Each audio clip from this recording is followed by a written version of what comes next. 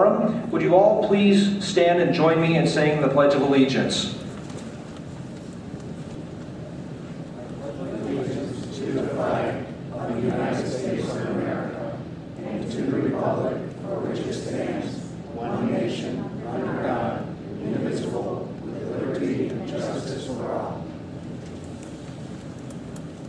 Thank you all so very much for coming to tonight's forum. I'd like to thank the League of Women Voters for joining up with the library this evening. My name is Jim DiDonato and I am the director over at the Round Lake Area Library. Tonight's moderator is Joan Kultzis. I'd like to thank all of you for coming tonight. This event matches very directly with the library's mission to provide current information, formal education support, independent learning opportunities, and life enrichment materials to a highly diverse public and to further a love for reading and learning. I would like to thank Monica Marr of the Round Lake Beach Cultural and Civic Center. Monica is the facilities manager here at the Civic Center and has made this event possible by helping us schedule all of the times to set up the Civic Center. And I really recommend that you check out the Civic Center if you or your organization would like to have an event here. Thank you also to the Village of Round Lake Beach for allowing us this opportunity to use their venue. I'd further like to thank the League of Women Voters for working with the library to coordinate and to moderate this event, especially Diane Sanderson, who is the director of the League of Women Voters of Lake County, and as I had mentioned before, to Joan Kultzis, who is tonight's moderator. I would also like to thank our candidates who are participating in tonight's forum and those who are also running for positions in our local races. I know that all of our candidates put a lot of heart, energy, time, money, and a lot of sweat equity into their campaigns. Thank you all very much for taking an interest in making our community a better place. I would also like to thank another very, very important group, which often goes forgotten, and that is you, our residents. You guys are the ones who will set the tone for our community for the next several years, so please thank yourselves and thank you for showing up tonight. I would like to further thank WRLR 98.3 FM for coming tonight to broadcast this event live, and to Comcast, who will be airing this event in a couple of days. Bish Krivko is the president of WRLR, and thank you to him for coordinating this event with the library, and to Dan Hauser of Comcast for working with us this evening.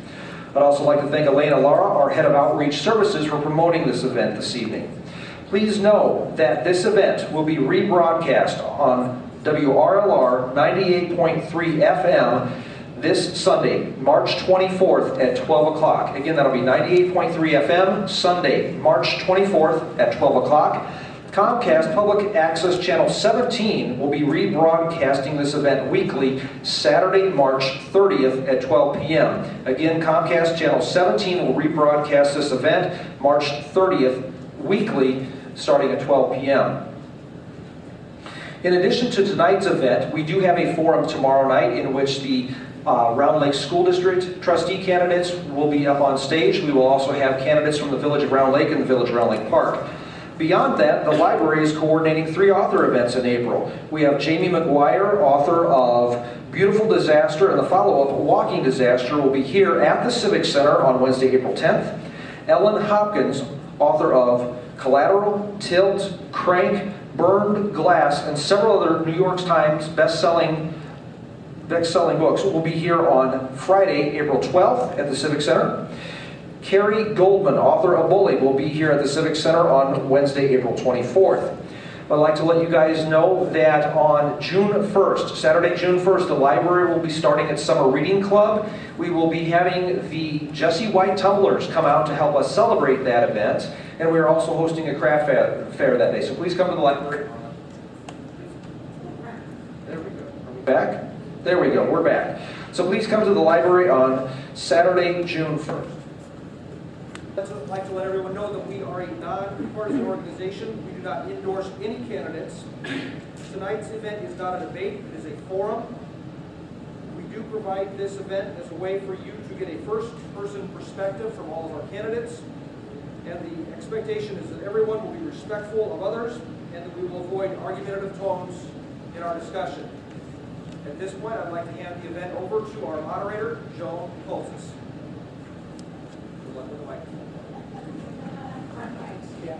I'm going to have to go into my mother voice. Okay. Well, we're being broadcast, we know that, so. Anyway, we'll wait to see. Can you hear me back there? Yes. Okay, if not, wave your hand. It's good to see all of you here, whether you can hear me or not, it's good to see you. So anyway, on behalf of the League and the Round Lake Area Library, I thank you all for coming tonight. I'm going to assume that we're all here for the same reason, and that is we want to be informed and conscientious voters. And on Tuesday, April 9th or before, either by mail or early voting, we want to cast responsible and well thought out votes.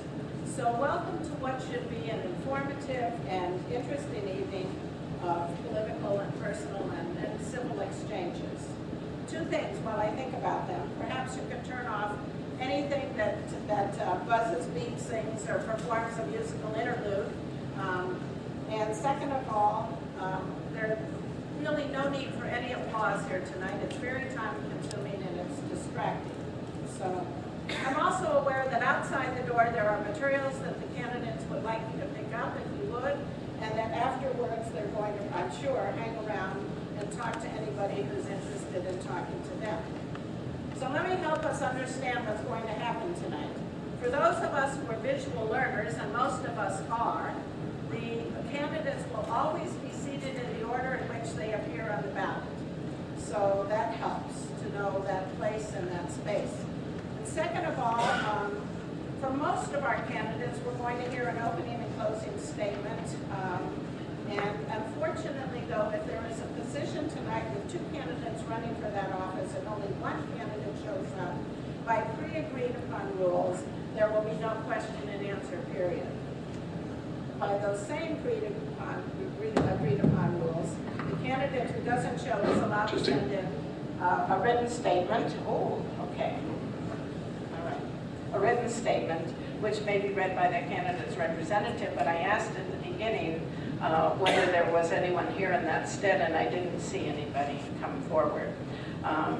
The candidate who does show up may share opening statements with us, and I have allowed that statement a longer period of time, 3 to 4 minutes long. I need to point out to our candidates, wherever you're seated, over here are two women sitting. They are our timekeepers, Diane and Rosemary, thank you.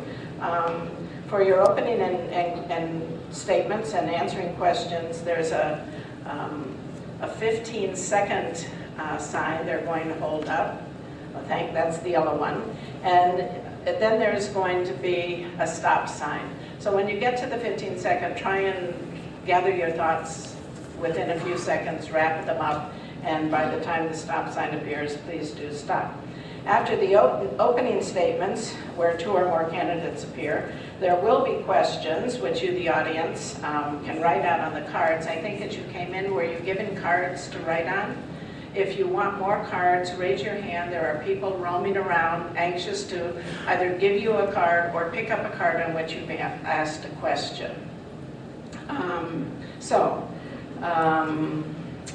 As of the opening, I am told there is only one candidate present for supervisor, for clerk, and for assessor.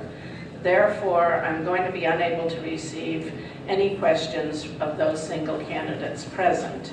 But please send in questions for Highway Commissioner and Trustee. As I said, raise it in the air and we'll pick it up. We'll ask as many questions as we have time for. So, my job as moderator, as always, is to facilitate an open, respectful, and interesting evening. And I say this all the time, and if only it were the case at home, all decisions of the moderator are final. So, tonight we're going to hear from the candidates who seek the 8 seats that are open within the Avon Township governmental structure. Avon Township serves over 65,000 residents. Within the borders of Avon Township are all or parts of the villages of Grays Lake, Round Lake Beach, Round Lake Heights, Round Lake Park, Haynesville, Third Lake, and the unincorporated areas around these communities. All of the officials of Avon Township are elected every 4 years during a consolidated election. Registered voters elect a Township Supervisor, an Assessor, a Highway Commissioner, a Township Clerk, and 4 trustees. And those are the candidates that we're going to hear from tonight, at least some of them. The Township Board is made up of the Supervisor and 4 trustees, and the board meets the second Monday of each month. There are 19 candidates who have registered for a ballot position to fill those positions. An elected officer, as you well know, can be praised or criticized for their public involvement. They're likely to be confronted, questioned, challenged, and exhausted by the job. Nonetheless, these perhaps brave and determined office seekers come tonight anxious to enter or re-enter the public arena. And that's why we're here, to be able to responsibly cast votes for 8 of them. So, moving right along, we're going to ask the supervisor candidates to come up and take a place, please, at the table.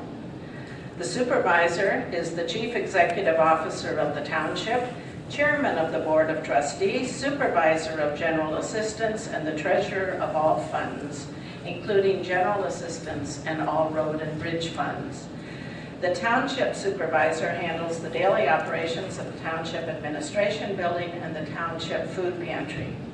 There are 2 candidates for that position running. Unfortunately, Ms. Lisa Rush is unable to attend, but our second candidate, Douglas Rowell Williams, will speak to us this evening. So, Douglas, if we could hear from you, please, sir. You've got up to 4 minutes. Good evening, everyone, and thank you for the opportunity to speak to you. It's an honor when anybody is willing to listen to something that someone has to say. Ann and I have lived in Haynesville for the last 10 years. I've served in the United States Air Force, and I'm a member of the American Legion Post 1170. I was also elected to the Round Lake School Board in 2009 and appointed to Avon Township as a trustee in March of 2012.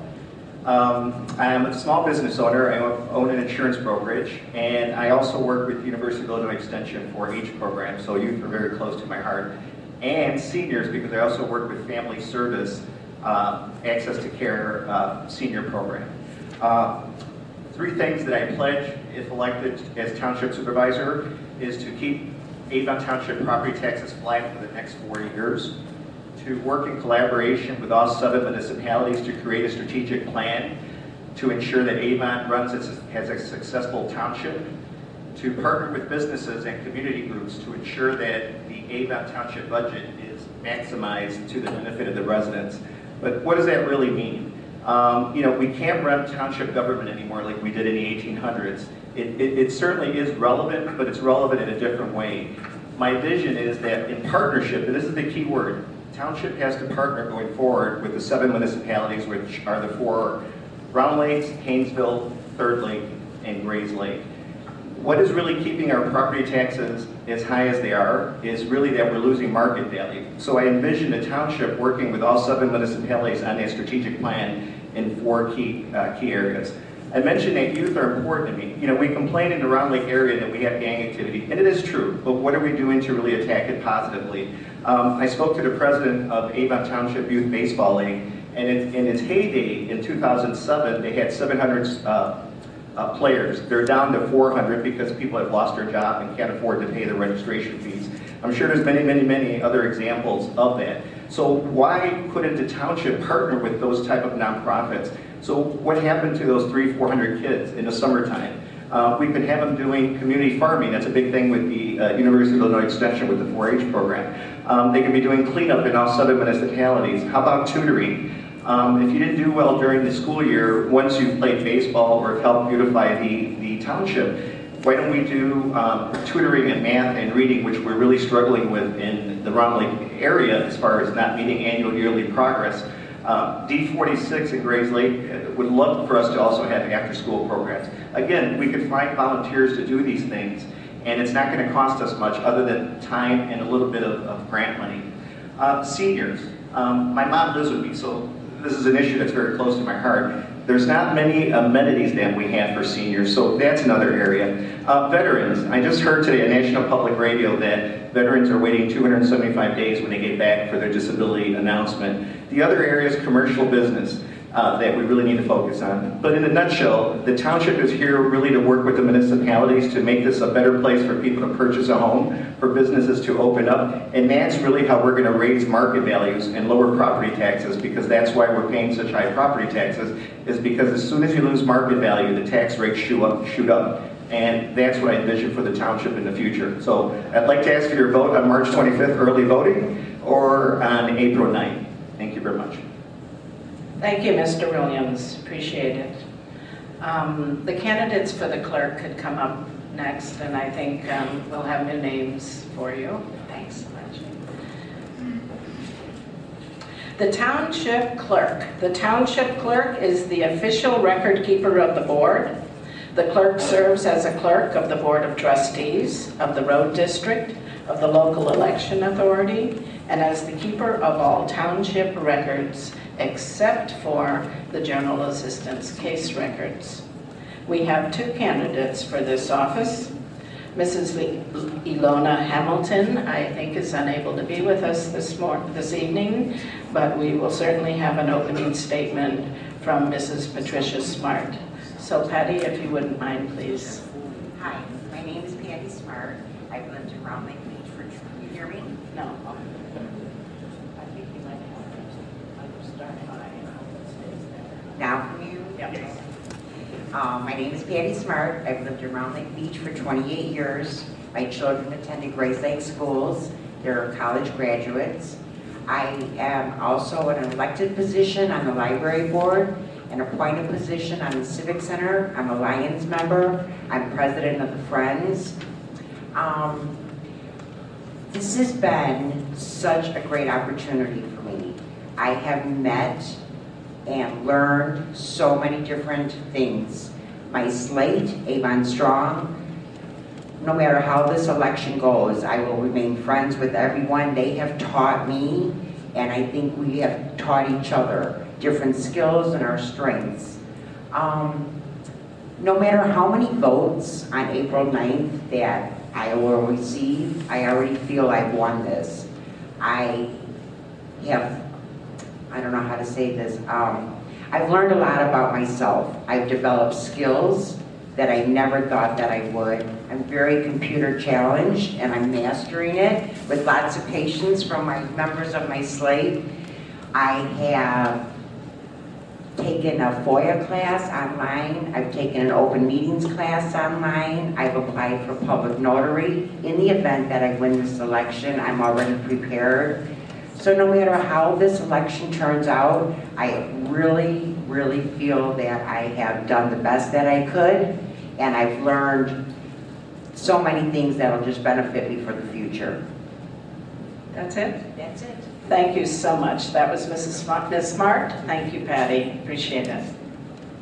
Okay, next on to our assessor position. And as far as I can tell, there's still just one here. Okay, the Avon Township Assessor is your liaison to the Chief County Assessment Office. The Office of the Assessor provides professional help on your real estate assessments and exemptions that are available for homeowners in Lake County.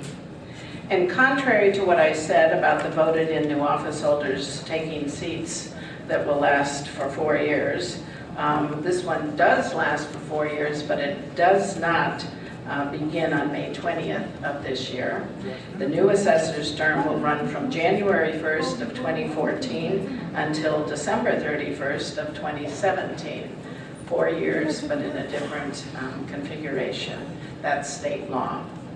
So there are two men running for this seat. One of us is with us this evening. Mr. Chris Ditton is not with us, but Mr. Wayne George Fleury is. So George, if you'd have an opening statement for us, we'd be happy to hear it, please. Hello and good evening. George, you have to speak into the mic a little better. Okay. Hello and good evening. I am a single father with full custody of my 2 children. I have a daughter that attends the University of Illinois, and a son that's looking forward to graduating 8th grade. I'm a lifelong resident of Grays Lake. My family's lived in different municipalities in Avon Township for over 100 years. Currently, I'm a deputy assessor with Lakeville Township. I received my Certified Illinois Assessing Officer's designation in 2009. I also have an additional 90 hours of continuing education through the Illinois Property Assessment Institute, maintaining my designation in good standing with the Illinois Department of Revenue. I'm committed to the challenge of bringing the Avon Township Assessor's Office to the standards and expectations that the taxpayers desire and deserve. I would do this by creating fair, equitable, and accountable assessed values using sound appraisal principles for all properties in the township. By ensuring property records being used to formulate assessments are accurate and current. By establishing a reasonable and sound budget while finding ways to control spending and improve accountability to the public and the town board. By making data available through the internet and in-office research, and by improving communication through publications and meetings. The improvements to the assessor's office would benefit both taxpayers and taxing bodies. The benefits I would bring to the assessor's office are experience and knowledge of working in one of the best assessor's offices in the county. I bring the teachings and the support of the Lakeville Township Assessor and my co-workers with approximately 75 years of combined experience and expertise in the assessment field. Together, we've been able to achieve the goals that I mentioned in my opening statement. I would take a hands-on approach to this job, being involved in the day-to-day operations and evaluations. I will train and educate a staff to be professional appraisers with effective public relations skills. I will attend meetings to inform the town board, projects, and provide status reports.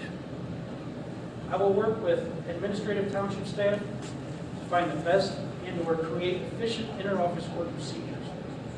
I look forward to the challenges of being the assessor and the added responsibilities, the advancement of my career, and continuing to be a public servant with Avon Township. The township and the taxpayers deserve a full-time, dedicated, experienced, and qualified assessor committed to the job, and I am that person. I'm proud to be part of the Avon Township, or Avon Strong Team. We are ordinary citizens looking to improve services to the taxpayers of Avon Township, not use local government as a stepping stone to further our political careers. Okay, thank you, George. I appreciate it. All right. Moving right along now. And we're moving into 2 offices now for which I do need questions. So the Highway Commissioner and the trustees, if you have any questions for them, please be sure that they're handed up. And now if the Highway Commissioner candidates could come and be seated at the table, please, I'd appreciate it. While they're doing that, let me explain something about the Highway Commissioner. The Highway Commissioner oversees and is responsible for the construction, maintenance, and repair of roads within the unincorporated areas of the district, letting contracts, employing labor, and purchasing material and machinery subject to certain limitations. We have 3 candidates running for that position, and 2 of them are present this evening. Mr. Tom Bruce is not, but Mr. Robert Kula and Mr. Jim Dinoli are. So first, according to their order on the ballot, remember, we will hear from Bob Kula. Bob, your opening statement, please. Hi, everybody. So my name is Bob Kula. I'm a 43-year resident of Avon Township and 12-year resident of Grays Lake. I have 4 children, and I'm married to my wife, Laura, for 20 years, actually, tomorrow. Why am I running for the Highway Commissioner position? I've been there 29 years, and I really have the experience I feel is needed to run the department efficiently and responsibly. Thank you. Thank you, Bob. Jim Denomey, if you wouldn't mind an opening statement, please, Jim. Good evening, everyone. I reside with Barbara in Haynesville in the Avon Township. We've been here for 12 years. I have 2 adult children, 3 grandchildren. I have a BS degree in Mass Communications from the University of Wisconsin in Oshkosh. I'm also certified by the state of Illinois as a trainer of trainers through the Illinois Institute of Technology in Chicago. I am retired. First half of my professional career was spent in marketing and advertising. The second half of my career is applying those skills to not-for-profit, governmental, or Native American organizations. I previously held the position of Commissioner with the City of Milwaukee for the Civil Service Commission, the Board of Zoning Appeal, and 2 years as Deputy Director for the Office of Telecommunications and TV Cable Regulatory Office. I've also worked on a contract with the Colorado Department of Transportation and I worked at the University of Colorado. Other community involvement, I'm a member of the Haynesville Woodlands Open Space and Wetlands Committee, better known as the WOW Committee. And I'm also a member of the Haynesville Great Age Club, which is supported by our village. President of the Mitchell Museum of the American Indian in Evanston, Illinois, and chairman of the International Institute in Milwaukee, Wisconsin. I'm also a former member of the United Steelworkers of America and the Brotherhood of Railroad Trainmen. And I guess I'm running because I'd like to help stabilize Avon Township management and departments, all of which have seen 100% attrition and change within the past 48 months. I'd like to implement a sound financial ledger system as opposed to the confusing hybrid accrual/cash basis of accounting system now in place. I'd like to improve communication of township services available to all 65,000 residents of Avon Township, especially the highway department and its services in unincorporated areas of the township. Thank you. Thank you, Jim. Okay, we're going to go on now to questions. So we'll just go back and forth between the two of you, if you don't mind. The first question comes in as somebody's thesis. It's a long question, but we'll start off with the first long question. Transforming balances to cover overspent funds signals poor planning, weak budget, and bad finance skills. Over the last 3 months, over a half-dozen fund transfers were approved. It looks like tax cuts are now cutting into township services. How will the upcoming budget address the shortcomings of the current budget? Will you continue to deficit spend? Why wasn't the tentative budget available at the last meeting? Bob?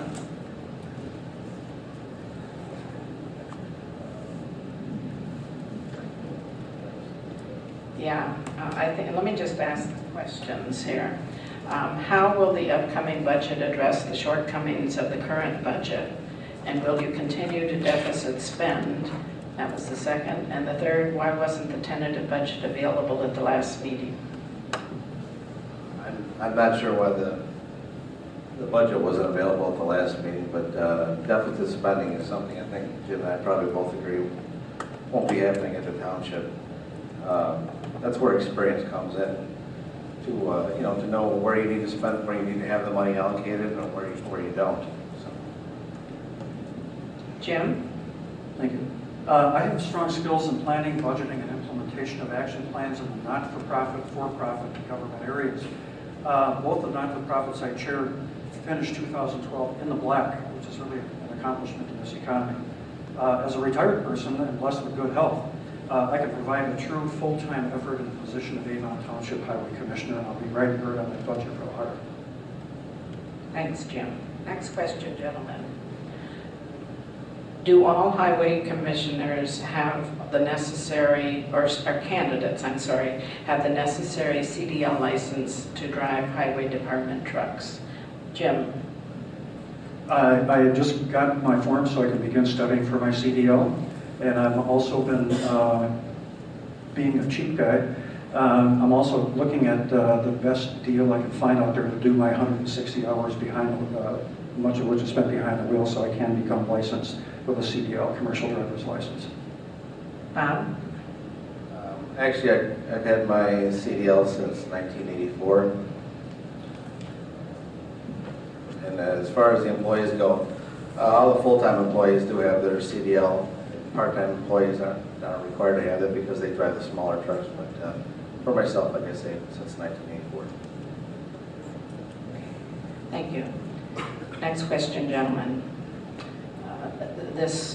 The writer of this note wants to thank you for taking the time to attend tonight and wonders how will you ensure that you are available for the once-monthly meetings, and what reasons do you find acceptable for missing a regular meeting? Yeah. To me, the Highway Commissioner position is a full-time position. It's 5 days a week, 40 hours a week. I love the job, and I'll be there to take care of that. As far as missing meetings, my wife being sick or my 4 children would be a good reason for me not to be there. But other than that, this job means everything to me, so I will be attending all the meetings, and I will be there when the residents need to see me full-time. Thanks, Bob. Jim, please. I have the time, being a retired person, I do have the time to spend to devote perhaps more than full-time to the job. Perhaps the only reason that would have to miss one of those meetings would be because of the inclement weather and attending to the duties of the Highway Commissioner. Plowing snow, taking care of culverts, things of this nature, traffic signals, things of that nature that really need to be taken care of for the benefit and the safety of the people in the township. Okay, thanks, Jim. Next question, Bob, you're up. Do you have any plans or ideas to reduce the use of road salt safely? Okay. Yeah, I had a contract, worked on a contract with the Colorado Department of Transportation where they use no salt. So I have some familiarity with the options that we have available to us. They're not always the cheapest, but the prices have been coming down. So we get into beet juice and calcium, things of that nature. Ground glass, which sounds kind of scary, but it's not. Yeah, you know, it sounds strange. But another way to get around that is that I recently met with Al Giertek, Assistant County Engineer for the Lake County, for the Illinois Department of Transportation. I met with Joan Coletti, for the Regulatory Engineering Supervisor for the Lake County Stormwater Management Commission, and also with Kent McKenzie, who's the Emergency Management Coordinator, so we can combine efforts and make sure that things keep running the way they should. Thank you. Thanks, Jim. Bob? As far as getting and reducing the use of salt, I do have my plan is to start monitoring salt that the trucks are using, and the way we do that, we have one truck right now that has a onboard computer that monitors salt usage, and I would like to phase in all the rest of the trucks as the years progress, so we can monitor salt usage, and that is also based on temperature outside, snow forecast, and those sort of things. And if we can do that, I think we can easily, actually we will reduce salt usage by at least 25% or so. And then the other way we've been doing since Anderson's days, we started using not like beet juice, but it's called Thermoquin. It's a little bit better product, and it helps us also reduce our salt usage. So we'll be furthering that as well. Thank you. Thanks, Bob. Next question, gentlemen. Why are we paying for curbs and maybe sidewalks to be built, but not taking care of pothole-ridden roads first? Jim? I haven't really seen in the areas that we're responsible for within the Avon Township, which are the unincorporated communities up in Pleasant Hill neighborhood, Highland Lake, and up in Third Lake. There might be a little damage to the roads, but I'm really not seeing major potholes yet. But it's something to keep an eye on. I also don't see curbs and sidewalks in those communities. So they may be present in other communities, in the other 7 communities within the Avon Township, but the areas that we're responsible for in the Highway Department, I don't really see that that's an issue right now. Thank you, Jim. Over the past, I think it's been about 2 or 3 years now, we've actually started incorporating curbs into some of our neighborhoods. Over in our Pleasant Hill subdivision out in Fairfield, and now we're starting to do it in Highland Lake. There are times when you want to use curbs, if you need to direct water more efficiently to eradicate a flood problem. But what I do see for myself is that we need to really prioritize paving. We do have some roads that are in really tough shape right now, and I think that takes precedence over the curb projects that we're doing right now. Thanks, Bob. Next question, please. Will you be co-op sharing with local towns so that a piece of equipment is not purchased just for one-time use for a project and then have the equipment sit around? Bob? Thank you. Actually, that's something we've been doing for, geez, I bet you 15, 20 years now. We've done it off the books with Round Lake Park. In the past, we've helped Round Lake Heights and some other communities as well. It's a great way to save money. Round Lake Park helps us. One piece of equipment we're missing is a jet router. Very expensive piece of equipment. Round Lake Park has been very kind and come out whenever we have that need for that piece of equipment. And then likewise, we share our equipment with them. So that's just one of the ways that we look to save money for the township. I'm all in favor of sharing equipment, and again, as I mentioned earlier, being a Major League Jeep guy, I can tell you that my 2001 Explorer now has 380,000 miles on it, and I took good care of that puppy. So you can be assured that I'm going to take good care of the equipment that we have, so we don't have to keep replenishing them. And I noticed last year in our budget that there was $57,000 spent on a new truck. We already have 4 trucks to speak of. I'm not quite sure what it replaced, but I'd have to take a look at the expenditures like that. Thank you both. Next question, please. What improvements do you think are needed for the equipment to help save money, and how long should equipment be used until it is traded off for new and improved equipment? Jim? I think it's a little ambiguous because the equipment gets really abused because of the weather conditions. And everyone remembers the storm of the century 2 years ago, and when Bob and the rest of the folks in the department really worked their tail feathers off. But what's important, I think, in the highway department business is not necessarily the biggest storms, but the number of storms that you have within a season over time. And so it's hard to gauge actual road miles because you may be putting them in, maybe not for big storms, but for smaller storms, but a lot of them. So you have to have those things in consideration when you're using your equipment. So I'm basically saying, I'm not sure that there's a real good formula when you take a look at the equipment. Thank you. As far as the trucks go, we always have in the past, and we always will. We get into a very routine schedule of maintaining the trucks, so they will, they'll last a good period of time. The snowplows are different, but we do have a lot of, what we do with the trucks is we try to purchase diesel engines because they go so many more miles. It's a great way to save the township money. That's it. Thank you. Okay. This is sort of a question you've touched on, but we'll ask it. How can the Highway Department partner with the 7 municipalities to help improve their communities? Bob? Actually, we do partner with some of the villages right now. It's not just about saving money for the township, but we're saving money for the villages as well. We co-op right now, or partner is a better word, with the village of Third Lake. Village of Third Lake is a small community. They don't have the funds to have their own highway department or public works department, so we take care of that for them. We do their snow plowing at a cost that is much less than if they would have hired outside contractors. We do the same with the village of Grays Lake. We do plow some roads for Grays Lake.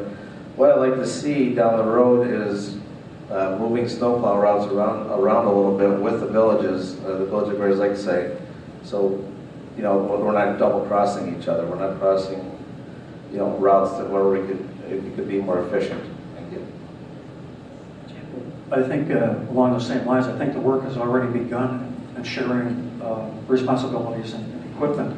But I also mentioned earlier, I met some individuals from other agencies, and I think we need to take a look at the Lake County Stormwater Management Commission, Emergency Management Agency, IDOT, etc., to determine availability of realistic grants and explore the best practices that can be shared amongst the different agencies. I noticed in last year's budget there were $300,000 budgeted for grants, but yet only less than $8,000 were actually realized. That's not good budgeting and really plays havoc with the overall budget of the township. So I think by working with other municipalities, other agencies, and determining realistic goals and objectives for the budget is really key. Thank you. Thank you. Okay, gentlemen, this is the last question I have here. Why should you be elected rather than your opponent? Jim, we'll start with you. Well, I think that, actually, I get along with that pretty good. I think part of what Bob does and what I would be doing is I think really depends upon the budgeting and the adhering to the budget.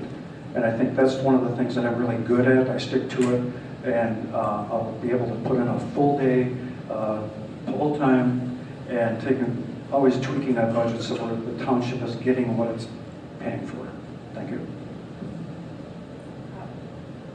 I thought about that a lot. I think the reason you would want me is because I'm dedicated to this township. This has been my life. I've been here since I was 22 years old. I've lived in Avon Township almost my whole life, and I'm just dedicated to this township, dedicated to the people. It's my career. It's what I wanted to do. I get no better feeling than to help the people of Avon Township. And I'm not always going to do the right thing, but I'm going to do everything I can to take care of the people as best I can.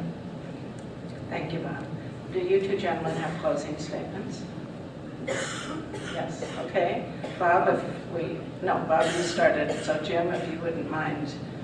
I guess underlying all of my actions is a desire to treat all my fellow Avon citizens respectfully and with dignity.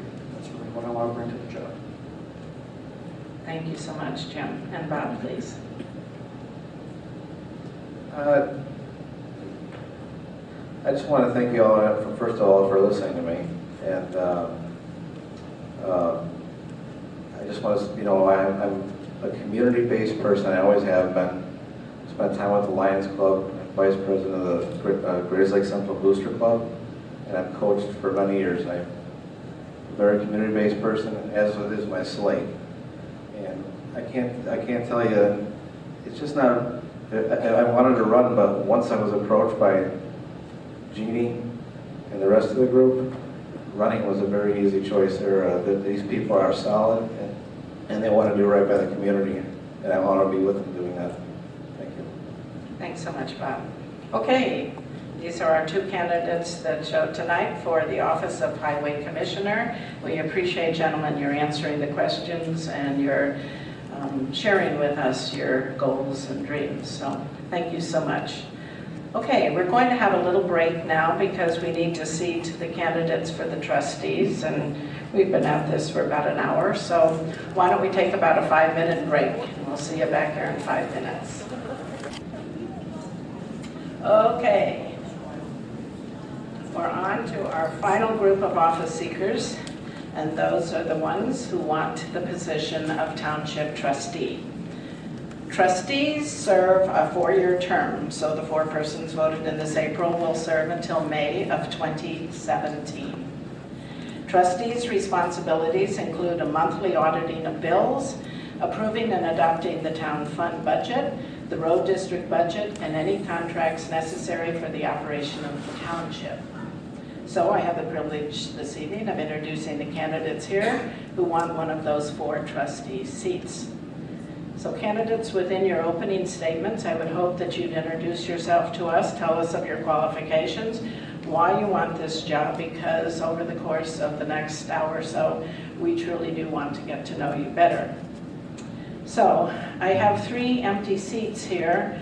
Actually, we're spread out. So Ms. Lisa de Lamar is not with us. Mr. Randy Evangelidis is not with us, and Mr. Mark Feldstein is not with us. But in the order upon which they appear on the ballot, The rest of the candidates are here, so we're going to get right on to our opening statements. So, Mr. Chris Larson, your opening statement, please, sir. Thank you. Good evening, ladies and gentlemen. My name is Chris Larson. I am a candidate for Avon Township Trustee. I am a 37-year resident of Avon Township. All but the first couple of days I spent in Lake Forest where I was born. I have been married for 14 years, quite happily. 2 daughters, 13 and 11, attending the Grays Lake school system. I have, for the past 4 years, been the treasurer of the Union Square Condominium Association. A lot of my experience with government and responsibilities as a trustee have been in that capacity. Over those 4 years, we've worked with budgets, contracts, approvals, changes to rules, regulations, dealing with some of the myriad legal issues that also do come up over the course of the business. During that time, we've successfully maintained a balanced, non-deficit spending budget. We've contributed greatly to our capital reserves. We do not have to go out and seek loans for future maintenance operations. We've tried to run as lean and balanced an operation and work with different people within a small community. I've contributed some time to also the village of Haynesville with some of the things they've worked on, including working with some of the police budgets and discussions around the transition over to the Grays Lake Police Department. And I'm hoping that I can bring that experience now to the entire township and all 65,000 residents. Thank you. Thank you, Chris. Ms. Kathy DeGrow, an opening statement, please, ma'am. Hi, I'm Kathy DeGrow, Avon Strong trustee candidate. I have lived in unincorporated Grays Lake for over 32 years with my husband, and we have raised our 2 children here. I have a strong business background and have literally worked thousands of hours in various volunteer positions. I was elected twice to the Grays Lake Library Board. I want to thank the League and the audience for coming out tonight. This is a very valuable event.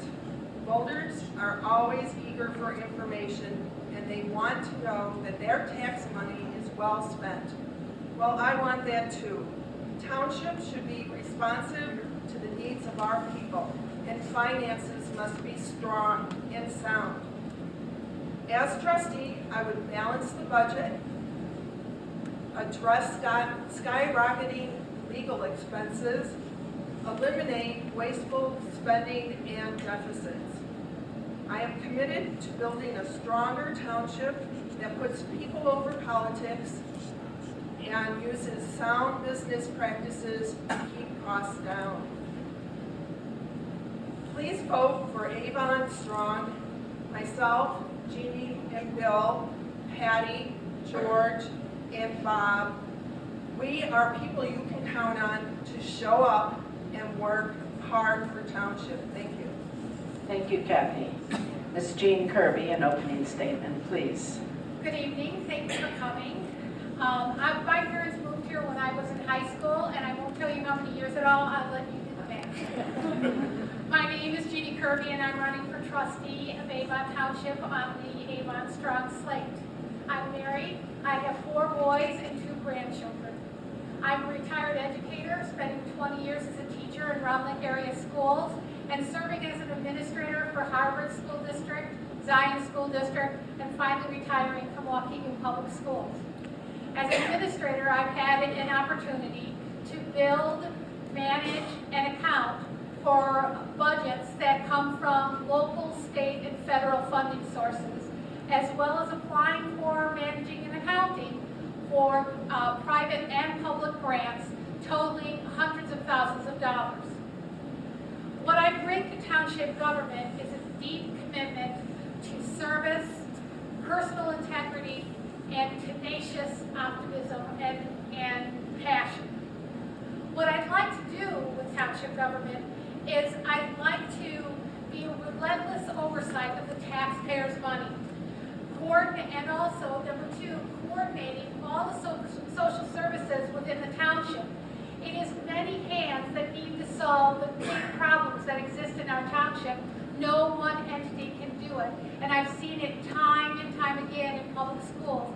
Building coalitions is the way to get things done. And that is what I want to bring to township government. The third opportunity for township government and my role in it is to bring the citizens' voice and opinions back to the decisions, the actions, and the positions within township government. Please vote for me. I think I have the skills, the background, and the interpersonal skills in order to help facilitate this leadership of the township. Thank you, Jeannie. Mr. William McNeil. Bill, please. Thank you. Good evening, folks. I'm Bill McNeil, lifelong resident of Avon Township, lifelong resident on Rollins Road. Currently farm. I'm the third generation farmer and live on the farm today. I've been involved in township government since 1999, first appointed to the board, and won a few elections and lost a few elections. So it's always interesting when you run. Also, I manage the Avon Cemetery. I've been doing that probably for way over 20-some years. So I'm great with people, trying to communicate with people. That's why I bring the commitment to Avon Township as a trustee. Through the years, helping with the food pantry and a lot of other programs that Avon Township does, I've been around and really been involved. It's my heart. It's my heart in township government. I'm going to work on the budget. We've been a little bit overspending. We got to get that back in control. We got to keep an eye on the books a little bit closer than we have in the past. So this year was not a good year. So I hope and I pray that you guys vote for Avon Strong. Please vote for us. I think we got a great team. I'm involved with a bunch of the best people I think I've ever been involved in. So, excuse me. So please vote for Avon Strong and myself, Bill McNeil, and I appreciate everybody coming tonight. Thank you. And thank you, Bill. Next, Mr. Bob Flannery. An opening statement, please, Bob.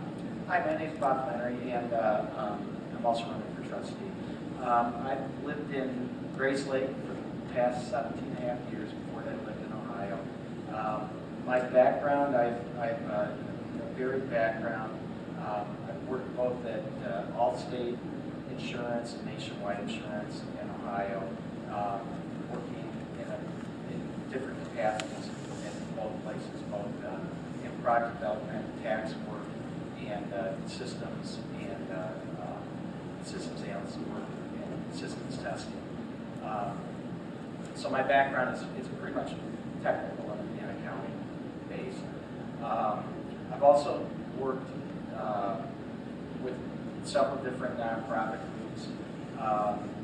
One of the groups I've worked with when I lived in Ohio was I was chairman of the state's organic certification program, in which I visited all the farms, or most of the farms I visited, and we had certifiers that went out and reported back to us what the practices were. But one of the things that I'd like to do is,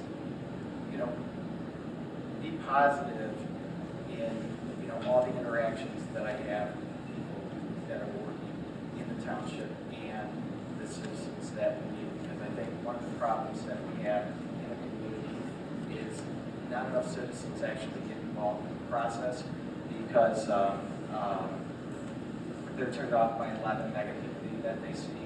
And, I want to commend the candidates that we have here tonight for staying positive, and I really appreciate that. The voters appreciate it. They really deserve it. Thank you very much. Thank you, Bob. Mr. Stephen Hall, your opening statement, please, Steve. Thank you. Yeah, my name is Stephen Hall, Steve Hall. I moved here to Round Lake Beach area in 1996, compliments of the United States Navy. I served in the Navy for 23 years and retired as a senior chief petty officer. Married, have 7 children, 6 grandchildren. 4 of my children live here in the Round Lake area, township area. Basically, when my youngest daughter is a senior and graduate this May from high school, Round Lake High School, I figured about time I started helping out the community, as I did as a young man. I was in Boy Scouts and youth programs back home. And I'm the current commander of the American Legion Post for the Round Lake area, Post 1170. It's the building with the big plane in front. And I also was a member of the Round Lake Beaches 75th Anniversary Committee last year, and got to know a lot of the people there. And that's what I learned. I started getting to know people in the community, not only from the Post, but from the 75th Anniversary Committee. Big thing I've noticed, I'm new to politics, I'll admit it, first time I've ever ran. But the one thing I've noticed when I first moved here 16 years ago, and I heard about Avon Township, I'm like, what's a township?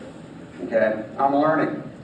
The one thing I am learning though is I'm walking around the neighborhoods introducing myself, asking for people for my vote, that there's a lot of good plans out there, a lot of good programs that the township has, like the gardening for the youth and the food bank and the bus for the elderly. But I can say with good certainty that a good 90% of the people I've spoken to are clueless about these programs. They have no idea they're out there. So my big thing is to get the word out, and that's through the veterans that I help support at the Legion, and also if you elect me, I'll get the word out that way too better. Thank you. Thank you, Steve. And Mr. Hal Sloan. Hal, an opening statement, please.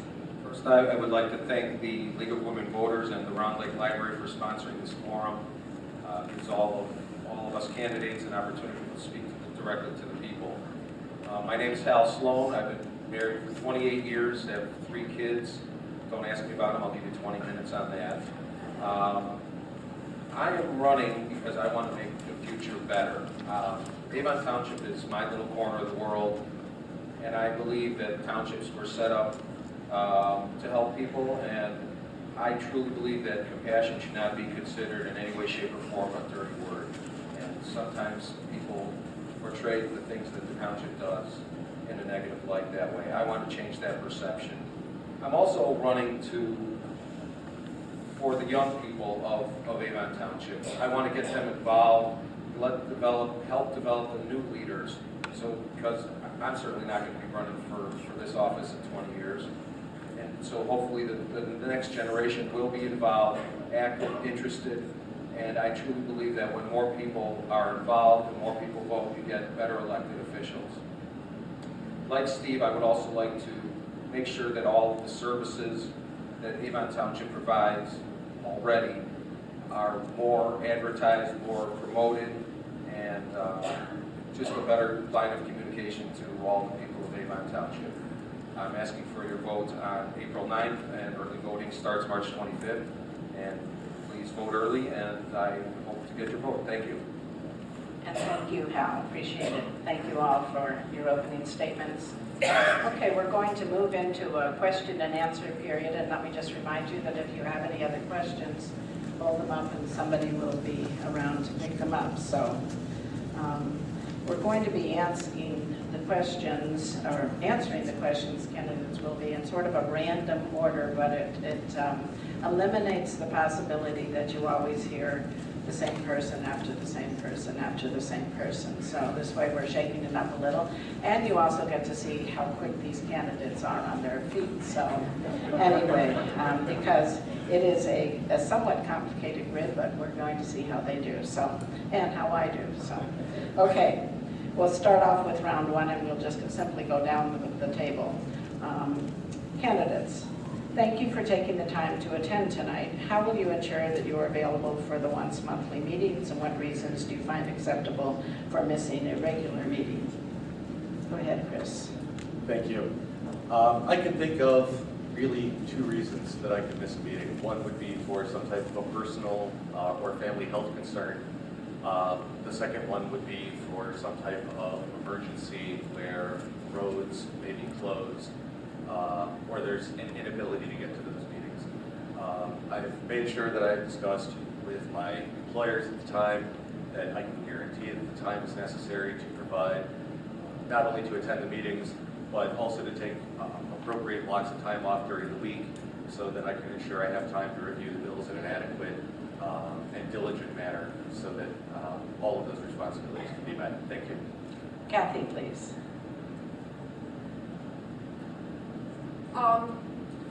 I'm in a position that I can reschedule my commitments, and I have people that I have trained to take my place at other meetings. which I did last week for the other form. I think there's more to being a trustee than just showing up for a meeting. It starts with planning, budgeting, communicating. And that starts, the business part starts with the budget in that process, but it's also, you have a board packet that should be available to you that you're studying in days. I would work to move that packet earlier in the week rather than at the end of the week. And every day you're a trustee, you are working. You represent the township. So that's how I see my job description, is a 24/7 job. Thank you. And Jeannie, please. We've talked about this and the Avon Strong ticket on a continual basis because we think travesty out there is thinking that these are part-time or maybe full-time or some-time jobs. These are jobs that need and deserve the dedication to the taxpayers and the citizens of the township. And we are fully committed to joining that effort, to not just attend the meetings, not just to go in once a month to look over the bills, but to make sure that we are spreading the word and continually spreading the message and getting back the information from the residents to the board in order to make townships stronger. The biggest problem we have is the lack of communication. And that communication will not exist or even improve if we only do it once a month or twice a month. I'm dedicated to being full-time service to this township. And Bill, please. Being a present board member, I can probably count on one hand how many meetings I've missed in all the years that I've served on the board. Usually I might miss a January meeting because I'm involved with the Lake County Farm Bureau, and we usually have our convention in January. But other than that, I've always met, I was at every meeting, and I've always looked at the bills prior to the meetings, and so I'm prepared to go to the meeting. Other than maybe if I get sick, and I very seldom get sick, but otherwise, no, I meet at every meeting. Bob, please. I wouldn't anticipate missing any meetings unless it was for some sort of emergency, either with my two children or some other family emergency. So I don't see that as being an issue. Steve, please. As with all the other candidates, I agree. I'd meet every meeting. The only reason I wouldn't be, family emergency. That's it. Otherwise, I'm there. Hal? I'll reiterate that. Family emergency would really be the only reason to miss. Kind of picking up on what Jeannie said, though, going out into the community is why you're here, so just going to the meetings isn't quite enough. That should be the fun of this job, is getting out in the community and trying to get their input and give back to them and give help to the community and find out how other ways you can help. Thank you. Next question, please. Do you think that all township job positions should be advertised publicly? And Jeannie, please.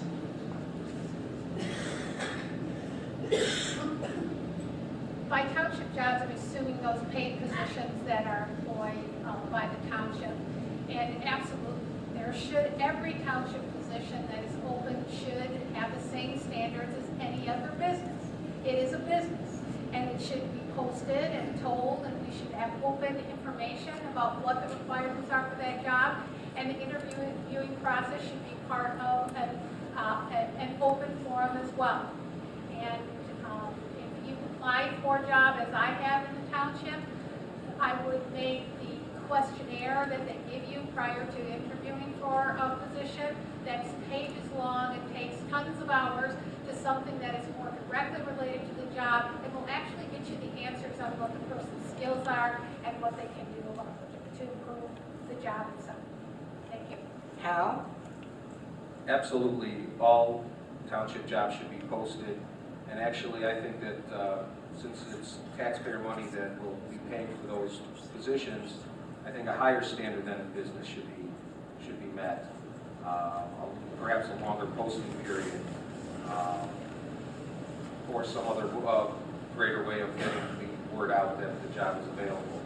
The screening process should be rigorous and make sure that all candidates are qualified and the best candidate is hired. Bob? Yes, I think they should all be advertised and so as many people as possible know. But I would also like to add that I think that people that have a conflict of interest in appointing a person, I don't think anyone should be allowed to appoint themselves to a position. Go ahead. Steve. Yeah, as all the other candidates have already spoken, I agree with 100%, should be posted. And as Bob just said too, I don't, when a position is open, somebody should be able to elect themselves in, and that's just not right. It's like, I hate to say it, it's like a dictatorship almost. And that's what this country was based on. It's not what I spent 23 years defending either. So that's all I have, thank you. Bill, please. Yeah, I agree with everybody here that jobs should be posted. I go to the township and they got a little wall and I see the Forest Service. I'm always looking for a job from there because, but they post their hourly wage, they post the reasons of the job, the responsibility of the job, and I think we need to follow that same format is what the job's going to pay, what the qualifications the job needs, and so on, and go from there, and that's what it should be done. Kathy, please. I think we're talking about two different levels of jobs here. There's staff jobs that definitely need a set protocol, that jobs are advertised and gone through the proper channels and interviewing process.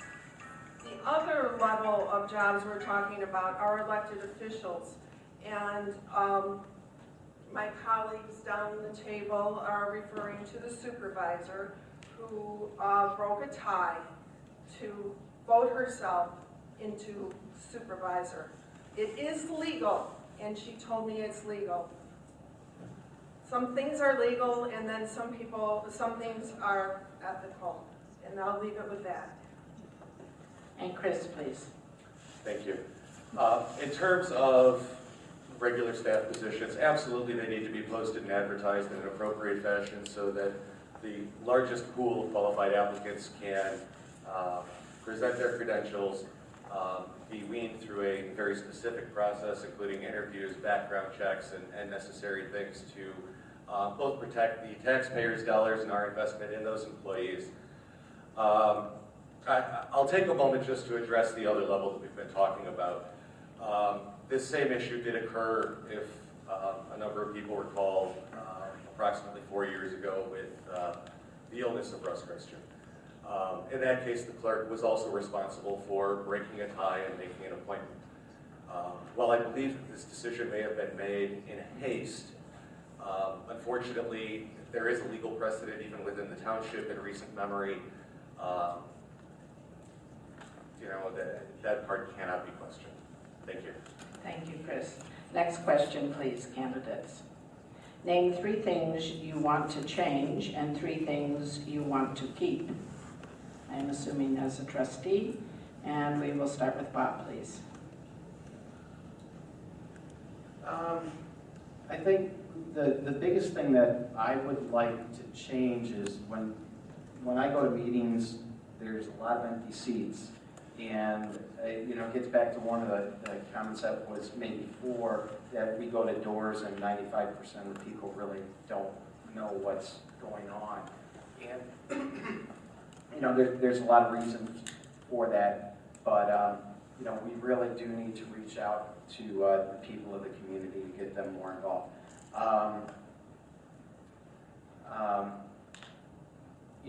I would like a little bit more clarity as far as the budgeting goes. It seems like there have been some irregularities as far as where money is going to, I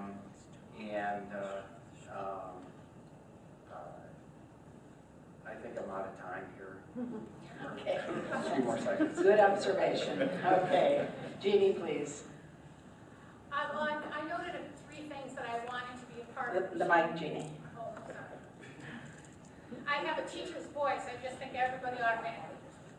I noted in my introduction the 3 things I want to change, want to be a part of and change. And I think one of those that I would like to highlight during this question is the issue of communication. It has been, again, one of the strong points or cornerstones of where Avon Township thinks that is lacking in our current township and needs to be reinforced. And that is the communication not only to the citizens, but also from the citizens.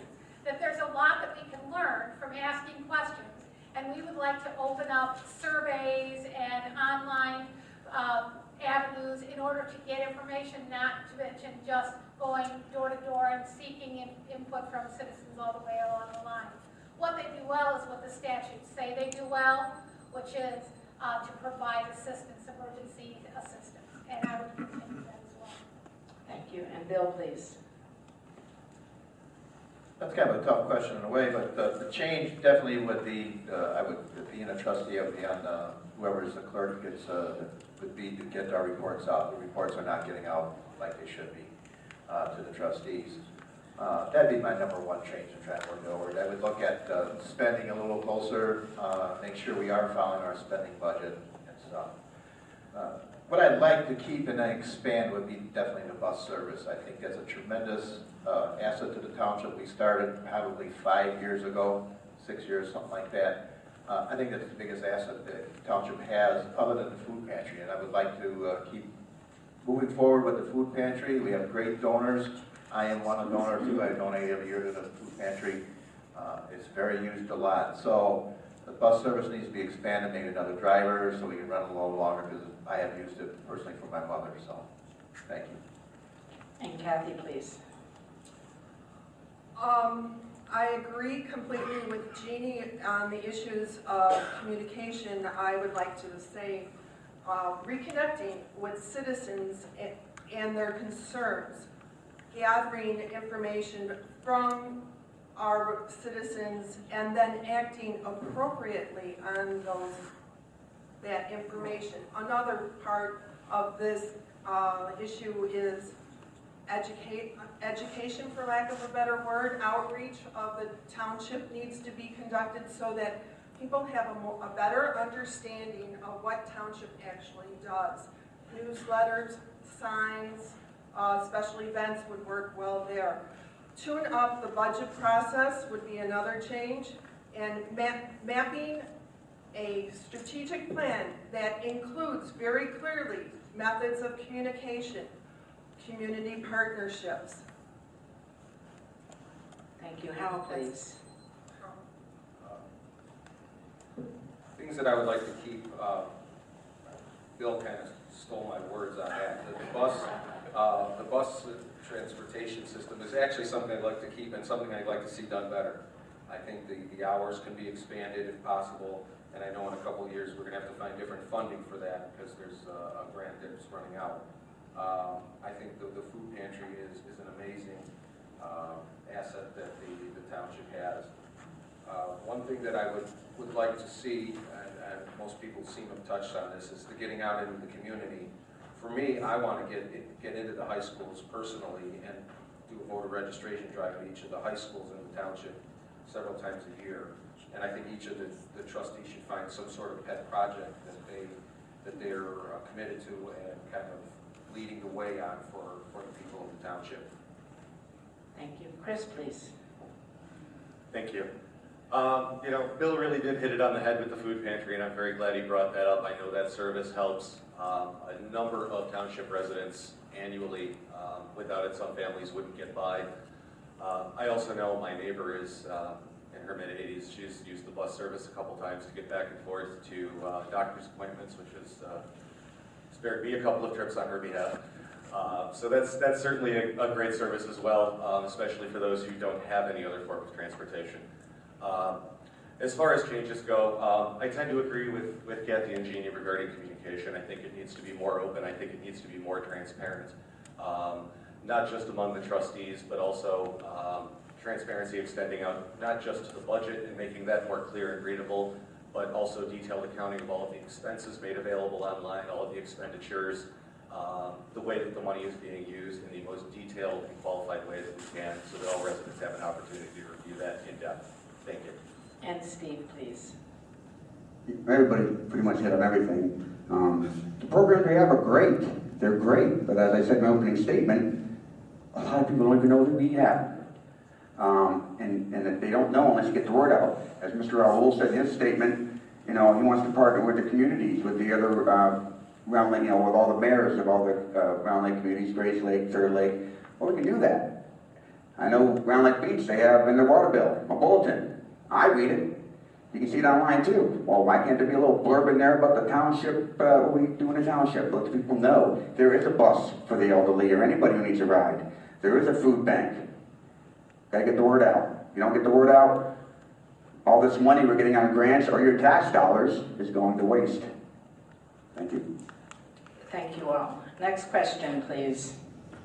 The township has settled a $450,000 lawsuit and has paid close to $100,000 in legal fees in the past 4 years, and there is still litigation pending in the court. How much more lost tax money will be lost to illegal township activities, and how do we avoid more lawsuits and huge legal fees? We'll start, Bill, with you, please. Well, I don't know if I heard all of the question, but I kind of know where it's going at. Yeah, the township was in a lot of legal fees, and that's started with the communication with your employees. The FAST group came in and was going to clean house before they even had the house open. So that got us in a big lawsuit, and those people won that lawsuit, and it cost the taxpayer, not only the taxpayers of Avon Township and Lake County, cost the taxpayers throughout the state, because that came out of the township is insured through the municipal league, like through the township associations down in Springfield, and so everybody in the state had to dig in their pocket to pay off this thing. So as far as holding back on legal fees, I think we've got a very strong group. Avon Strong will look at for people. We're a people group, and we'll hold back. There won't be very many legal fees with Avon Township, with Avon Strong. Thank you. Bob, please. You know, I think if you get a group of individuals in the township office that work well together, that are ethical, and you know, really pay attention to the details, these sorts of things will not happen. And you know, I know for myself that you know, I'm that kind of person that would stick to those, you know, kind of details and you know, treat people ethically and do the right thing. And you know, I can say the same for the other people that I'm running with also, with Douglas and Hal and Steve and Jim also. So I think that's really the key is you know, making sure they can treat people well and you know, pay attention to the details and you know, make sure it's doing the right thing. And Steve, please. Yeah, as Bob said, I agree. You know, you educate your employees, you make them know what the rules are, and if they don't obey the rules, then they're going to, you know, the law steps in. Before you make any decisions, as a trustee, before I make any decision, I'm going to, as they say, make sure the T's are crossed and the I's are dotted. We don't need it. It's just you waste more money, time on things that don't need to be wasted on. We need to make sure we get, basically we got to do what we're supposed to do, and that's keep the budget low and take care of the township and take care of the citizens. Chris, please. Legal expenses are unfortunately a necessary evil in all forms of business, whether it's government or private enterprise. However, minimizing those costs is something that can be done in some very simple and responsible fashions, such as utilizing things like legal retainers to ask for advice before making key personnel or employee decisions, making any decisions that may violate contracts, or even in advance of signing them to ensure that everything there meets with the appropriate legal standards and is in the best interests of the residents of the township. There is absolutely zero excuse for litigation from personnel disputes in this day and age. the laws and HR publications, all of the information that is made available to all citizens of the United States is so comprehensive at this point. There's no reason we should see things like that moving forward in the future. I hope that all trustees would respect those types of fairness and balance. Thank you. Kathy, please. I think it's true that it's the board needs to, and the township officials and staff need to be very well trained, and they also need to communicate. And if those things were done, many problems would have been avoided. So when I become trustee, I will make sure that we are trained properly and build a system where people are communicating before acting if they are unsure of the legalities of their actions. I am concerned about upcoming litigation because right now the township has reserves. If we get hit with another a settlement, those reserves may be lost to that litigation. And I hate to see that. Hal, please. Going back to the question regarding posting of jobs, litigation should be minimized going forward.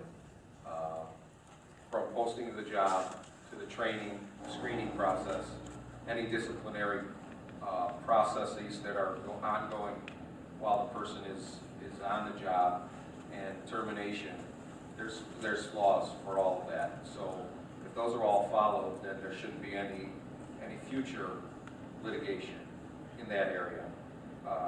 And to begin with, you need to probably take a look at what's going on in the past and see if there's any residual leftover procedures that are in place right now at the township that could possibly cause any problems.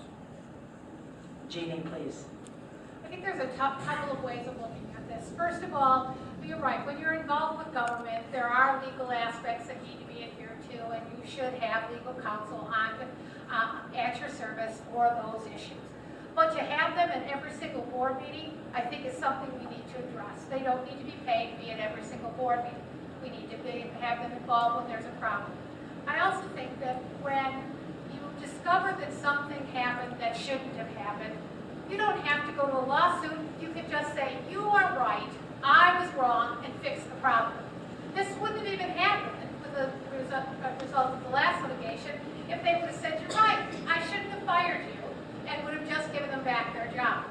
There is always a way to correct it before it costs you thousands and thousands of dollars. And that's the proponent I would make as an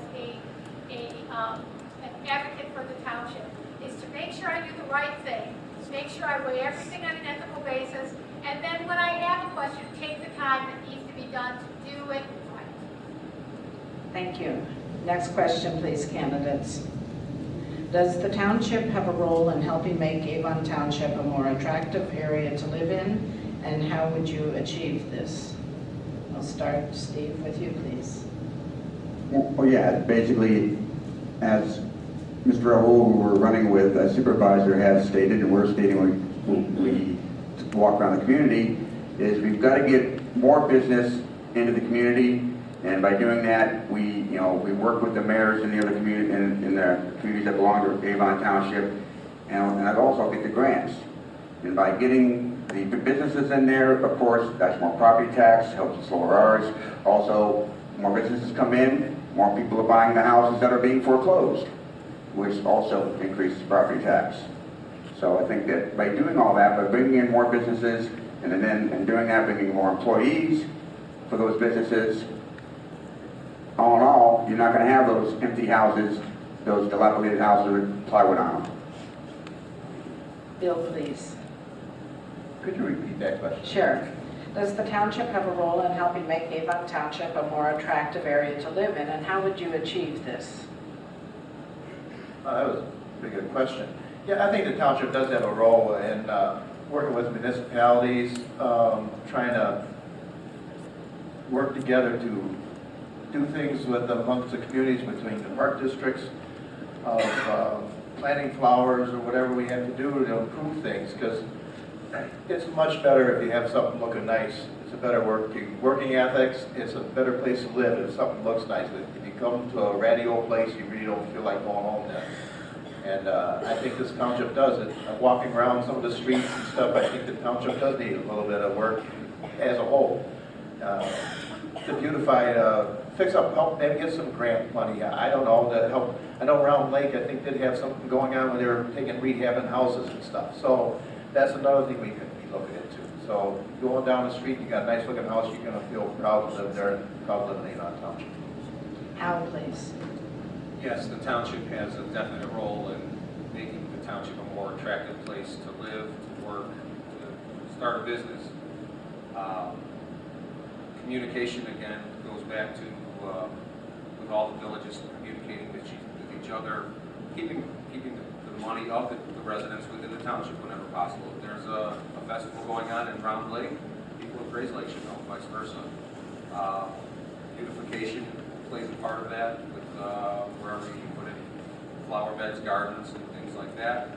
And having the supervisor, who really needs to take the lead, communicating with businesses both inside and outside of the township to try to sell them on the nice way that Avon Township will treat them if they come and do their business here. Ginny, please. I think I need to take a little different act than this. I mean, beautification is more than just flowers. I think it has to do with the standards at which residents have within this community.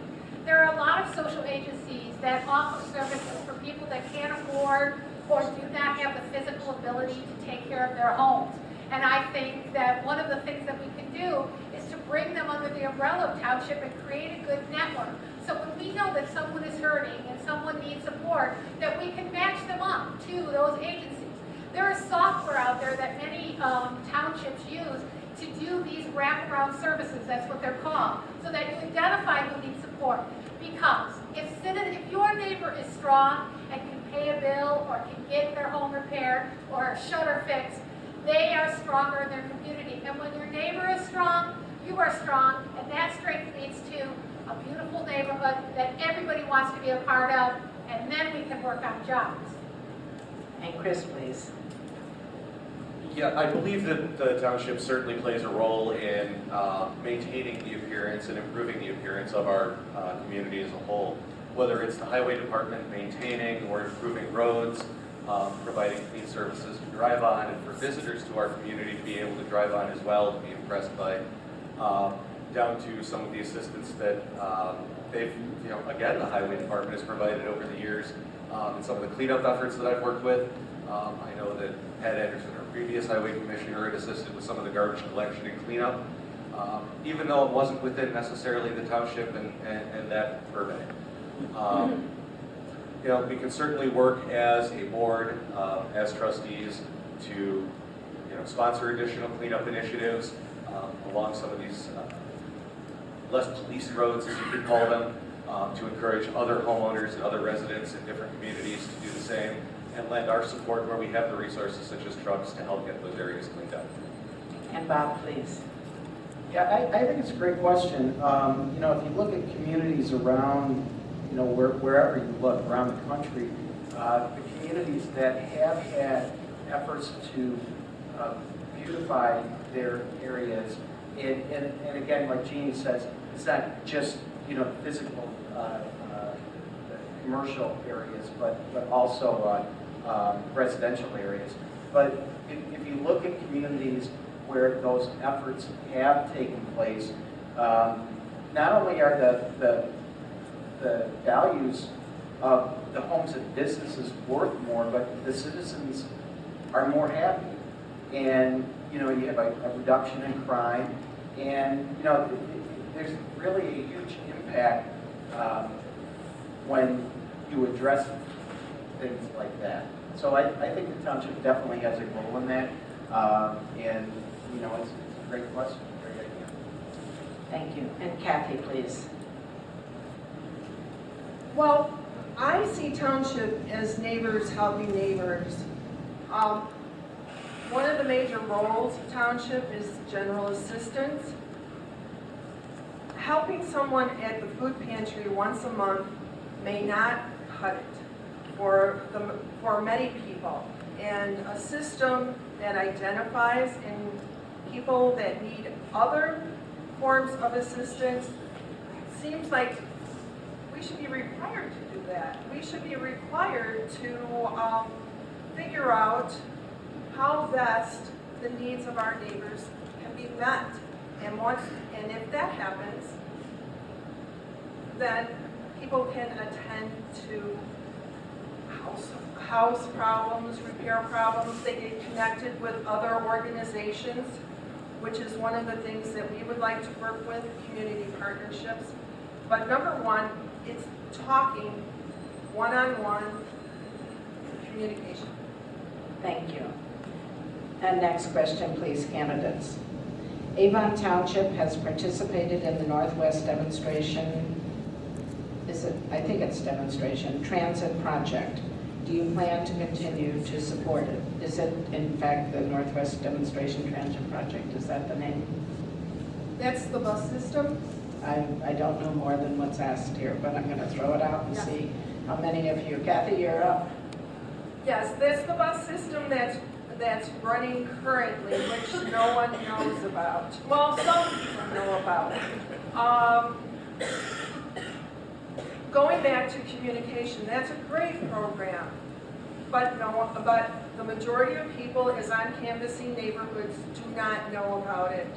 And then there's also an education piece where I've met seniors who say, well, I drive, I know how to I can drive to the doctor. I'm like, but if you have cataract surgery, you might need a follow-up bus ride. And then they start thinking, we need to reach out, tell people what we have, and then see how we can tailor our message to people so that they take advantage of the service we offer them. Newsletters. The sign outside is sorely underused. And Steve, please. Yeah, the bus service is great. I think it's the greatest thing I've ever heard of. We got to continue it, and not only for the elderly, but we also have veterans out there. A lot of them coming back from the recent conflicts in Iraq and Afghanistan who need it. I know quite a few at the Legion who I've already told about, and I think some have contacted. So we got to continue that program at any cost, whether we get it through another grant, hopefully, but also we got to get the word out, because Bob, Hal and I met a husband and wife in the mid-'80s. They looked like they worked hard all their life. The husband was wheelchair bound the last 11 years. Their 60-year-old son was living at home because he was too old to get him in and out of bed every day. And they were clueless about this bus service. Got to get the word out. Chris, please. Thank you. Yes, absolutely the bus service needs to continue. Hopefully it can be expanded so that it's available to more residents. It's certainly more convenient for them to use. I also agree with a number of the other candidates that we need to communicate its availability. And for some people, try and remove any of the embarrassment that might be around asking for that type of help. That's usually one of the biggest challenges, is getting residents to say, not only do I need help, but to actually reach out and ask for it, to remove any type of stigma of a negative connotation to having to reach out and ask us for help. That's what we're here for as a township. That's what we are really dedicated to handling.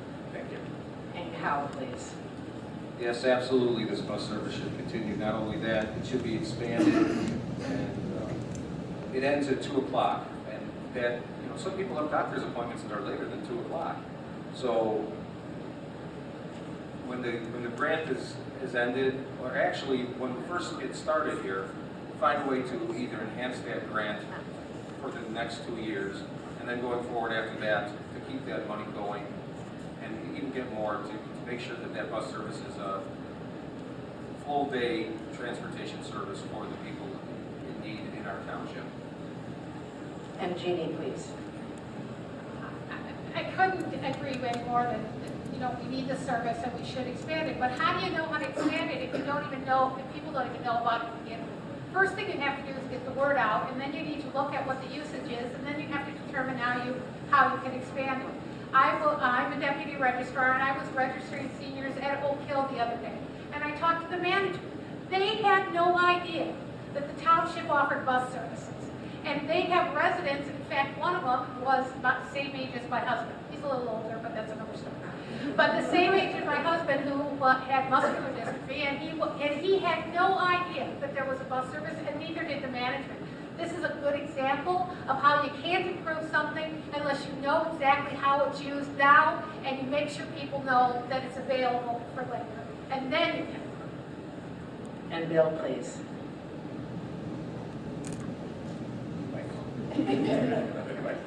Yeah, we definitely need, and Jeannie brought up a good point, we need to, and once then, communication. My dream of the bus, not only because I've used it with my mother, but we've used it other occasions, I would like to see it expanded more to, like, let the nursing homes know we have this bus, and maybe some of the ones are, yeah, they're there, they're a little shaky. Let's have that bus go to Lakehurst, or not Lakehurst, Gurney Mills, and date myself. Gurney Mills, and pick them there, and then maybe then the bus can pick up somebody to go to a doctor's office, and then maybe that goes around, and then they're back there, and picking up the people at Gurney Mills, or at Jewel, or wherever they want to go, or Walmart, and utilize that a little bit more. I know Lake Bella is using it, and Grand Township, and so there's a need out there. Maybe we can work with the other two townships, because they have buses also. We can maybe get our schedules together. And Bob, please. Yeah, you know what's interesting is everyone here has pretty much stated that they want to continue that service, but the previous supervisor is on the record of saying that he wants to totally get rid of the township government. So, you know, how do you reconcile that when that person is funding one of the other slates? You know, I really don't know, you know, what else to say about that. But, you know, I think whoever is supervisor would have a lot to say about that, you know, as you know, in addition to the trustees. But, you know, I, for one, would like to see those services continue. Okay, thank you. And we'll move on to the next question, please. How do you feel about the group transfer station building on 120 and is it Porter Road? 120 Porter and Porter Road. How do you feel about the group transfer station building? How? Well, first of all, that's not in the fall under the township government. However, in talking to everybody that I've talked to in canvassing, there's not a lot of support for it. They believe that it would cause bad smells and traffic congestion on Route 120. I know they've been talking about some access lanes, but I would not be in favor of starting that up, and I believe that the Village of Round Lake Park would have ultimate say in that in their administration. Chris, please. I've heard a couple of mixed reviews from different residents throughout my community, some other friends. But my personal stance on this is pretty clear. I'm not a fan of that transfer station being in there. That's already a very congested area. You know, we don't need those types of odors lingering in our air. The landfill is a big enough issue, even when it is burning off over the spring and summer. You know, but ultimately, if the people are the ones who tell us that that's something that we should support, you know, our job as trustees is really to support their will. Right now, you know, the people are telling me they don't care for it, and that's really the way that I have to go. Kathy, please. I haven't been actively involved in this project. I do know it's county business, and we, Avon Township's part of the county. I do have to admit that this is something that I don't have an opinion on because I haven't delved into it. So I apologize for that. And as the project evolves, I will look into it and come to my own decision, but I don't have one right now to share. And Bob, please. You know, I am totally against it for a number of reasons. One, because I think people that are supporting it are going about it in an underhanded way. But also, when you talk about all the extra traffic of the you know, garbage trucks driving on 120, you know, 120 is already backed up considerably, and you know that's something that none of us really want. And the other thing is I think that there would be some environmental impacts to those residents of the township east of there, even though that they're not part of that immediate community. It definitely has an impact, you know, more than I think it's around Lake Park or whatever district that's in. Okay, and Steve, please. The concept, I think, is a great idea. I went and saw the display they had at one of the local schools about a month ago, and it's what they plan to do with, you know, bring garbage from an area, put it into a bigger truck, and take it to a landfill 50, 100 miles away. The problem is where they want to put it. That's the problem. If it's too close to basically a lot of houses, a lot of subdivisions, and I know if I don't live near there, I live in the beach, this is happening in the park, but I know if I lived near it, I would not want it. And I know the Legion is right behind it. When I go to the Legion, I don't want to smell trash. So the idea is a great idea. Where they want to put it, bad idea. Jeannie, please. I think the responsibility of township government involved with this issue is actually to use whatever means the township can to bring the information to the citizens that inevitably will make a decision. It's not a vote within the township, it's a vote within the park. And so anything the township can do to help the park make good decisions and to join other, like the Lake County agencies that have done studies on this, to join them in helping to give them the information. Because right now, we have a lot of this and maybe not all the facts on either side. And this is an ongoing study, and what we can do to help, I think, is what the township should do to get information to citizens. And Bill, please. I think I'm going to echo on Jeannie. Sitting here listening to everybody make their comments on this. I'm not totally up on it myself, other than what I read a little bit in the paper and stuff. So for me to come out and say I'm for or against it is immature for me to say that right now. But I think it is the role of the township to get as much information out there to the people in Round Lake Park and Haynesville, because they're also affected in it because they're nearby neighbors. I think we need to work with the municipality of Round Lake Park and get the information out, have more meetings. I always laugh because a lot of times when they have the meetings, the decision's already been made.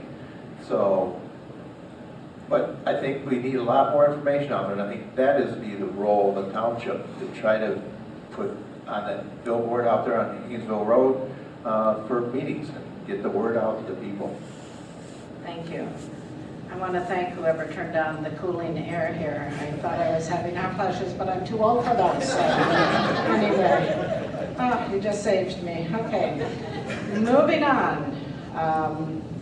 With the state and federal funds being cut every year and the current board knowing that wasteful spending is our #1 priority, then why was a new position created to pay you $45,000 a year, and why doesn't the full-time supervisor and clerk do this job instead? So I think the question to all of you is, give your opinions on the creation of this $45,000 a year job, and is it possible, would you see in the future, that the supervisor and clerk would do the job instead? So Chris, we're going to start with you. It's an excellent question, actually. This is a tough one, and I'm sure that my fellow running mates would disagree with me wholeheartedly on this. If we are going to have a full-time village administrator, or sorry, township administrator, the appropriate money should be coming specifically from the salaries allocated for the positions that they're replacing. If we are going to have a full-time supervisor, they should receive full-time pay for full-time work. if we're going to have a part-time supervisor and a full-time administrator, that difference should be split. It should not cost the township and the taxpayers any additional funds for adding staff to supplement or replace someone that we've elected into that position. I'm sorry, Chris. Thank you. Kathy, please.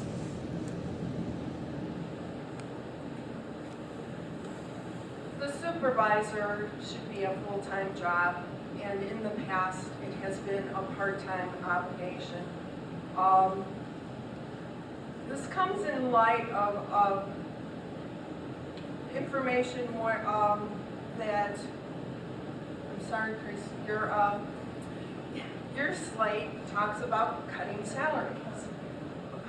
So they cut salaries on the people who are going to be elected, and unbeknownst to people, then someone gets hired in the office. So it's down to honest communication, which we would like to restore. As Avon Strong has been saying over and over again, it's all about communication. If we're going to hire someone, we're going to make it very obvious why and what their roles are, even what their title is. Thank you. And Jeannie, please. For me, it's a position of honesty of reporting. And clearly, the definition of the jobs that are full-time, considered full-time positions, the supervisor, the highway commissioner, and the assessor, are delineated on what those jobs entail. And the fact that somebody doesn't have the ability to commit for whatever reason, political involvement, another job, whatever the reason, is no excuse that they shouldn't do the job that the statute says they should be doing. Now, keeping an open mind, I think that, we need to look at what responsibilities each of those positions are, and I agree, judge them on what is needed more to do the work of the township or less than the work of the township. And as Avon Strong has said repeatedly, we're always looking at creative ways and new ways and the right ways of thinking about things. If you've got a good reason and you can make a good argument and it's an honest response to the taxpayers, we'd be willing to consider the options. Bill, please. Yeah, we have to, when our slate gets in, probably be doing a lot of looking over jobs, responsibilities. The person we're probably talking about now doesn't do a good job. I'll always say that he does a good job. The books are up to date and stuff like that. And anytime I ever had a question, he always answered it. So it's not, maybe it's the title that's bothering people. I don't know. 4 years ago, we had a part-time bookkeeper, and sometimes that works, sometimes it doesn't work. I think when we get a new supervisor in and a new trustees in, whoever they are, I think that it's up to for the people of Avon Township to look at things and just go through and say, do we need this person in this job? What's his responsibilities? What's his duties? And then go from there. And Bob, please.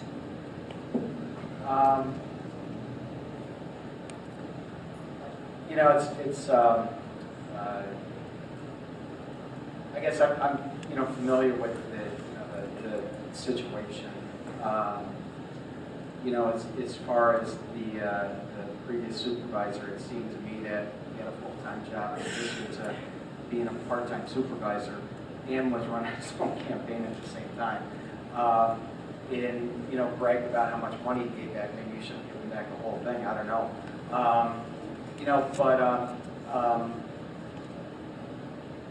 It kind of gets back to, should someone elect themselves as supervisor?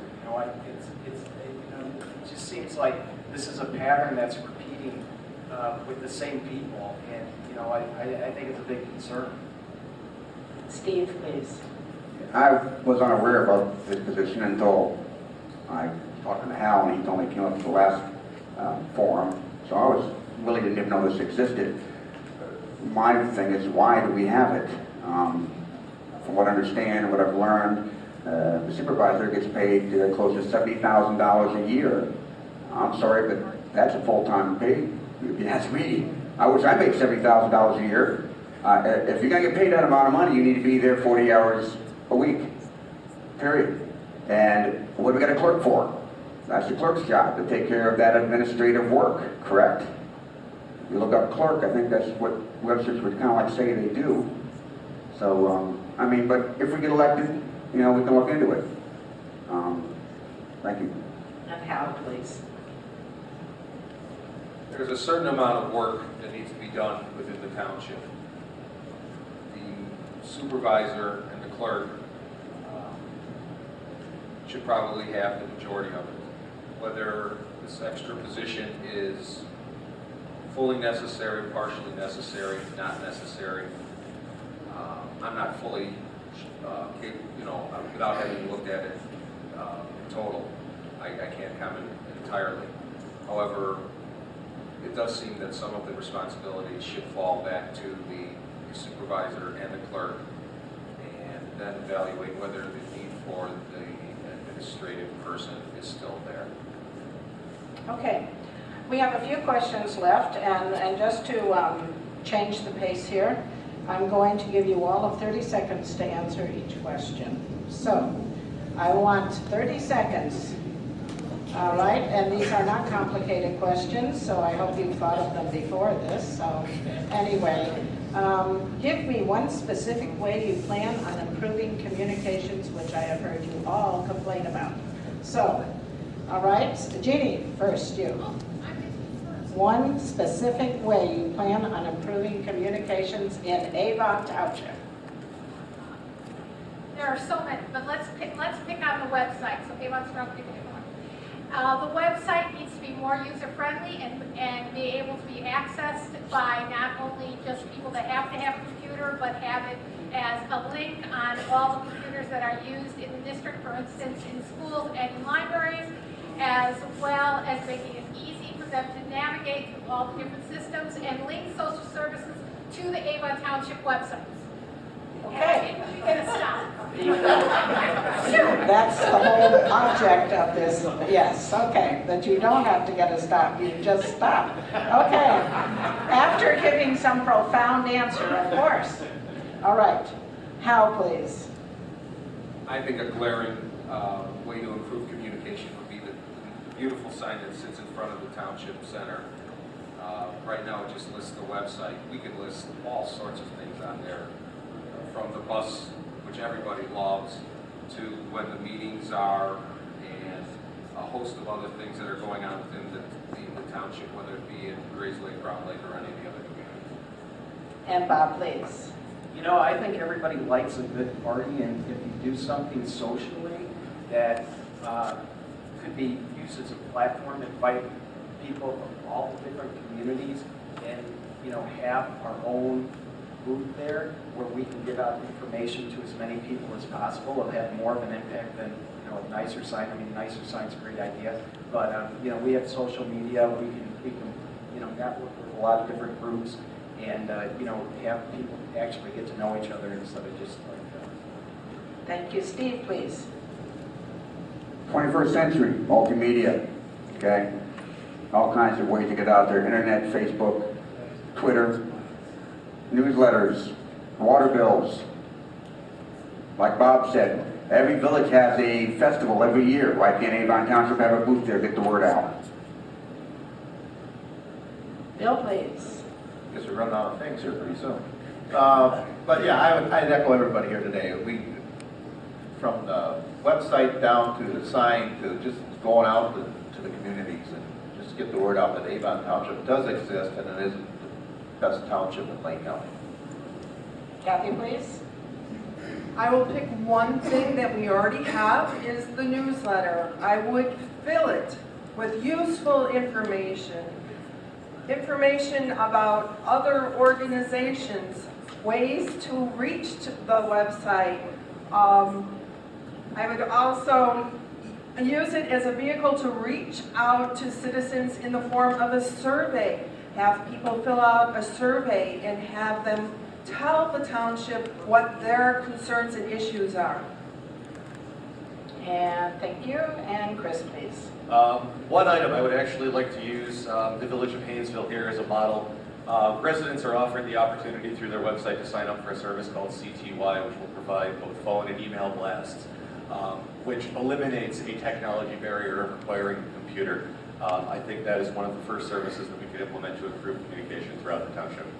Okay, thank you. Another 30-second question. With an unbalanced budget, deficit spending, and a problem paying simple electric bills, were the tax cuts a mistake? Bob?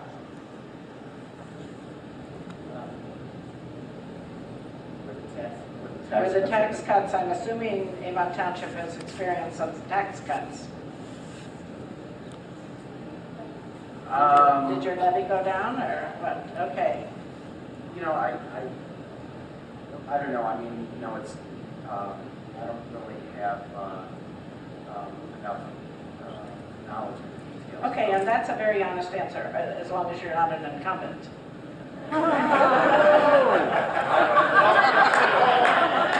Are you see, this is the advantage of not living here. Are you an incumbent?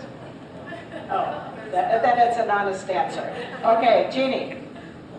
Would you repeat the question, please? Okay, were the tax cuts, whenever these tax cuts occurred, a mistake? Because it seems you've got problems paying electric bills, for instance.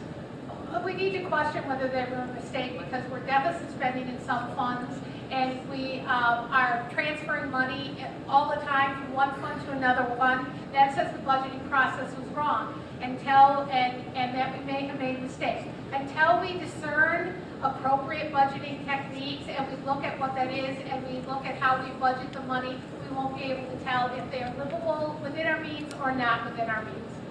Thank you, and Bill, please. Okay, the incumbent now says. Electric bills paid, lights are on. But yes, this year we deficit spent. We need to address that. But when they keep cutting the levies, that's the trouble when you cut. You gotta have money to pay the bills. And everybody likes the lower tax bill. I love a lower tax bill, but you still gotta be responsible people to make sure the township runs effectively. So I guess that's it. And Kathy, please.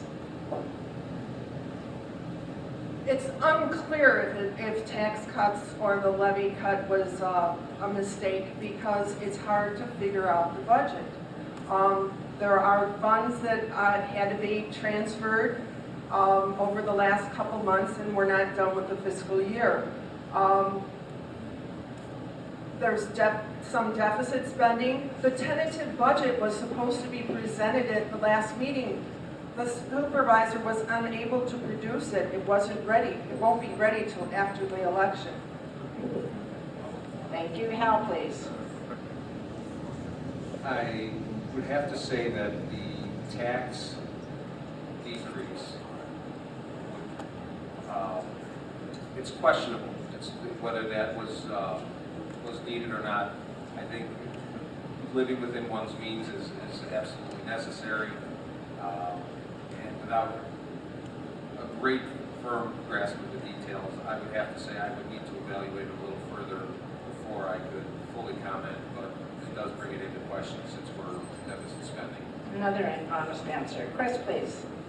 I think until a tentative budget is presented, made public and available for review, this is a very impossible question to answer.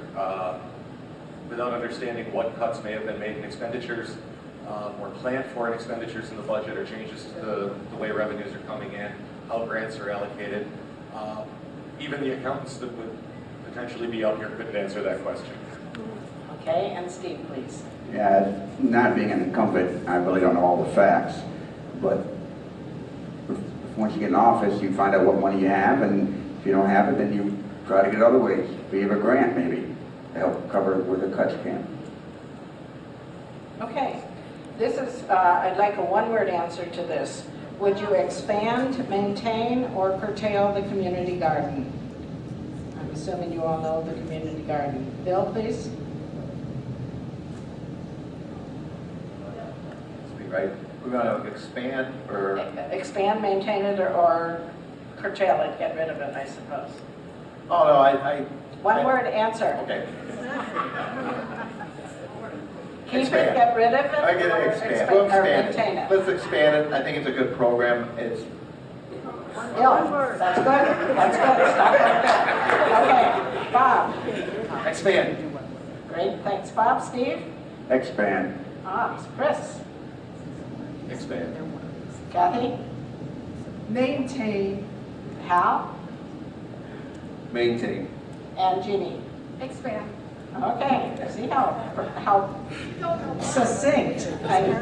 They can ask you later. Okay, we're running out of time here. I'd like another 15-second answer to this.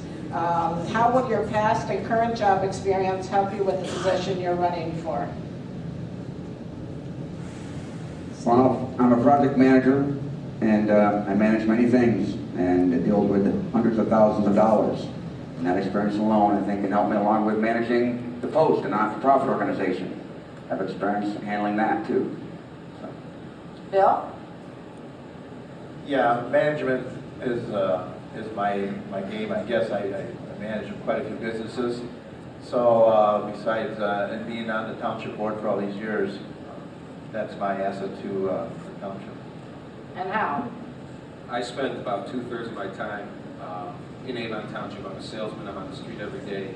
My experience seeing what the businesses are going through on a day-to-day basis would help. Thank you. Jeannie? I explained already my budget expertise within the realm of my work as a teacher, but more important, I think, as a public educator, there is nothing more confusing or misunderstood than an education budget. And if anybody can bring sense to it, I can. And that's my goal. Thank you. And Chris? And my role as an IT professional, detail-oriented, focused analysis of problems, coming up with creative solutions, communicating with all different members on different projects, certainly a benefit. And Bob? And I have a broad range of business experiences and experiences working in the community, and I'm also a great singer, so I think that counts for something. And Kathy, please. I have a strong business background and 9 years on the Grays Lake Library Board, which has a similar budget structure. I've also dedicated my free time to volunteering for many, many organizations in our community which touch township in so many different ways you wouldn't even believe. My Girl Scout troop even met in the township building. Thank you. Another 15-second answer, please. How strongly do you feel running with the people on your slate? Kathy?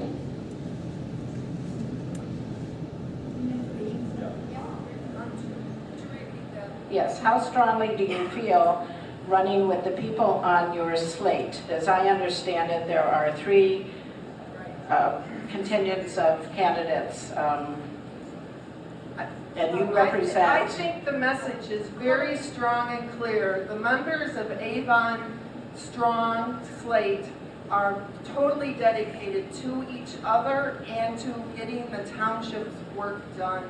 I am so happy to be involved with these people. This campaign has been nothing but good.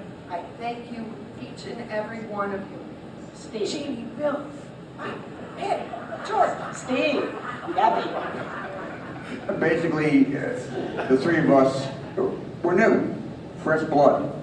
And I've only known them for a short few months, Bob and Hal, but whether we win or lose, they're going to be my friends for life. I've got to know them, and they're great guys, as is Doug and Jim.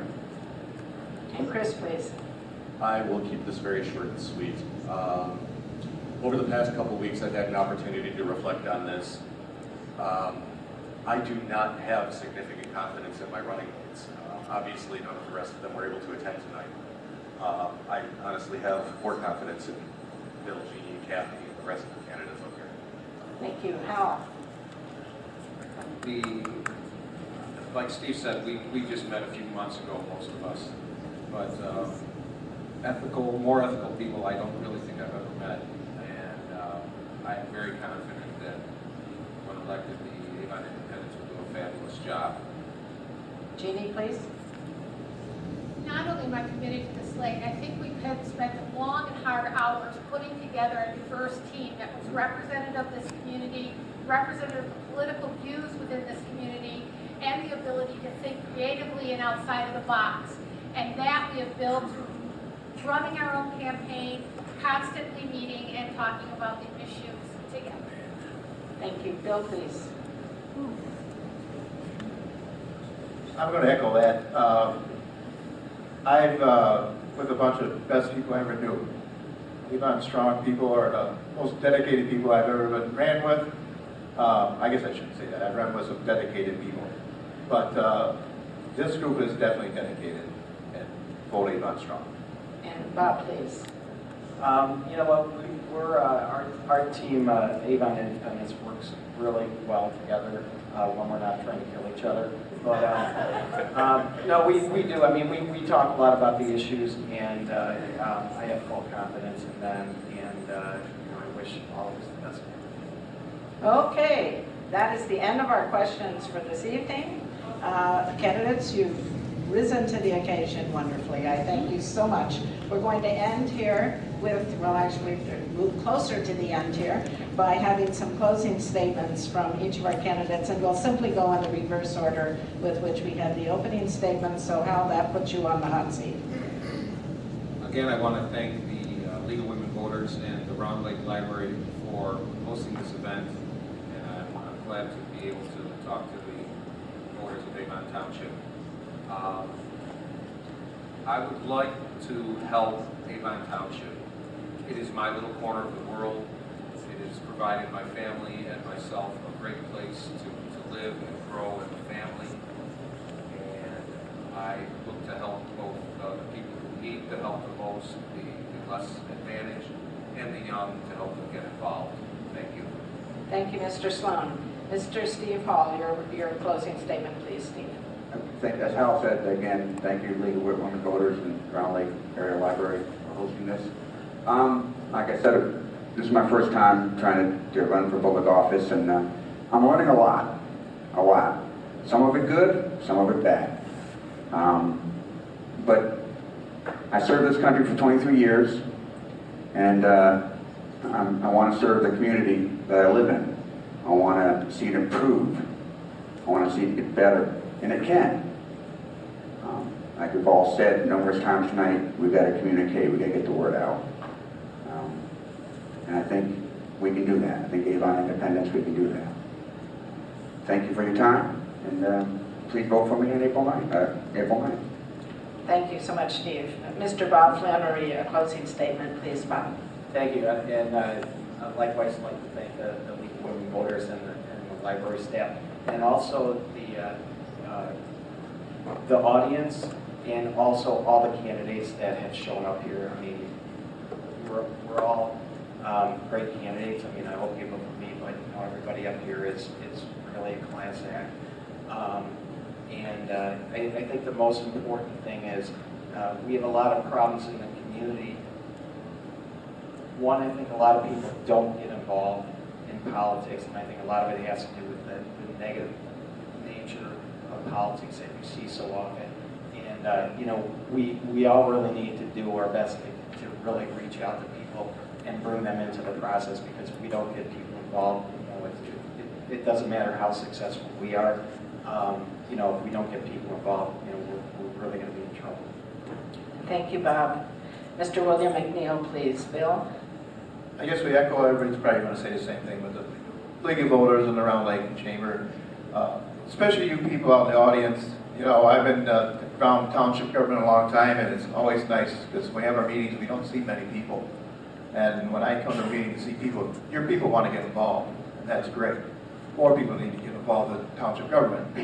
I want to thank all the candidates again. These people up here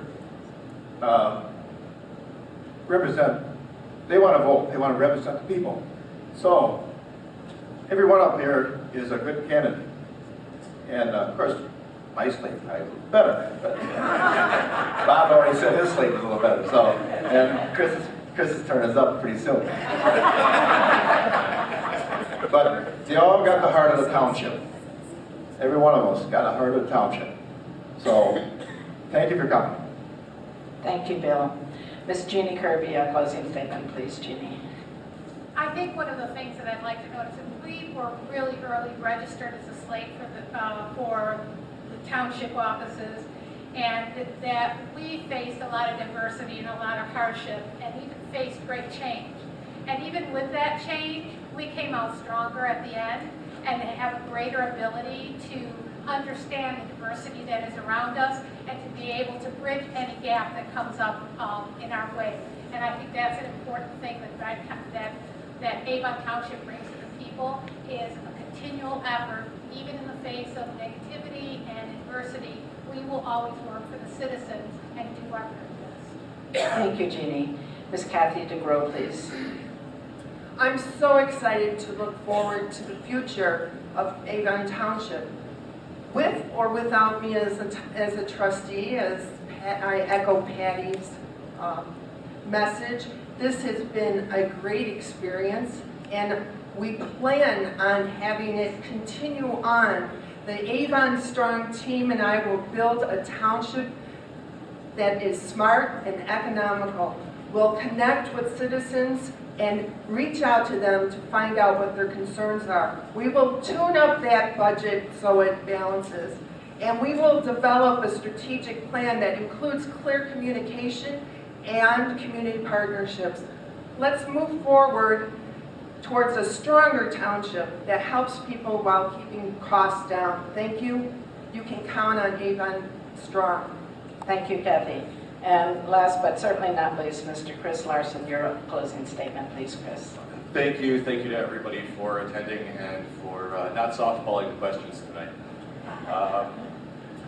You know, my real desire to run is based on my desire to serve and give back to the residents in the community that I live in. I've done that with my association by giving back and volunteering as a treasurer for the past 4 years. I've done that with Faith Church in Grays Lake as a basketball coach there for some just amazing children for the past 3 or 4 years. This is just an extension of that. For those of you who do know my history, my mother gave 2 terms in office as clerk of this township and showed me a very positive and influential way to help the residents. I'd like to continue that tradition. I don't have anything else really to say about that. Thank you. Thank you so much. Well, if you didn't watch, the last card to come up here was, when will this end? So, so it is time to end our forum, and I thank you, the audience, for having great questions and for coming this evening. And I thank the Round Lake Library District and the Lake County League of Women Voters for all their efforts, and an unsolicited plug for both of them. Consider joining the League of Women Voters. We've been around for over 90 years, ever since women got the right to vote, and we're nonpartisan regarding candidates. We never endorse, support, or oppose any candidates or political party. We only take stands on issues. And if you are in the Round Lake, the Round Lake, yes, Library District, area Library District, I hope that you are a card-carrying member. So, and that you avail yourself of their services. As we await signs of spring, I want you to consider the words of the great philosopher Cicero: if you have a garden and a library, you have everything. So, and I especially want to thank all of our candidates here for being present with us this evening, the emphasis on the word present. We are very appreciative. We all have to remember, though, that without their commitment and efforts in entering this race, there would be no race, and we, the voters, would have no vote. So, candidates, may you all continue to run a good race. A last few pieces of information. Remember, Election Day is Tuesday, April 9th. Early voting begins March 25th. It goes until April 6th. And your nearby site is the Avon Township office on 433 East Washington Street in Round Lake Park between the hours of 9 to 4:30 Monday to Friday and 9 to 2 on Saturday. An easy way to vote and avoid lots of crowds. And Jim has already mentioned the forum tomorrow night with the School District 116 in the villages of Round Lake Park and Round Lake. It's going to be held right here at 7 o'clock, so if you have enough stamina left from tonight, come back tomorrow and tell your friends and neighbors to come. And in the end, remember this, that your vote is both a cherished right and an awesome responsibility. So be safe in getting home, and good night, everybody.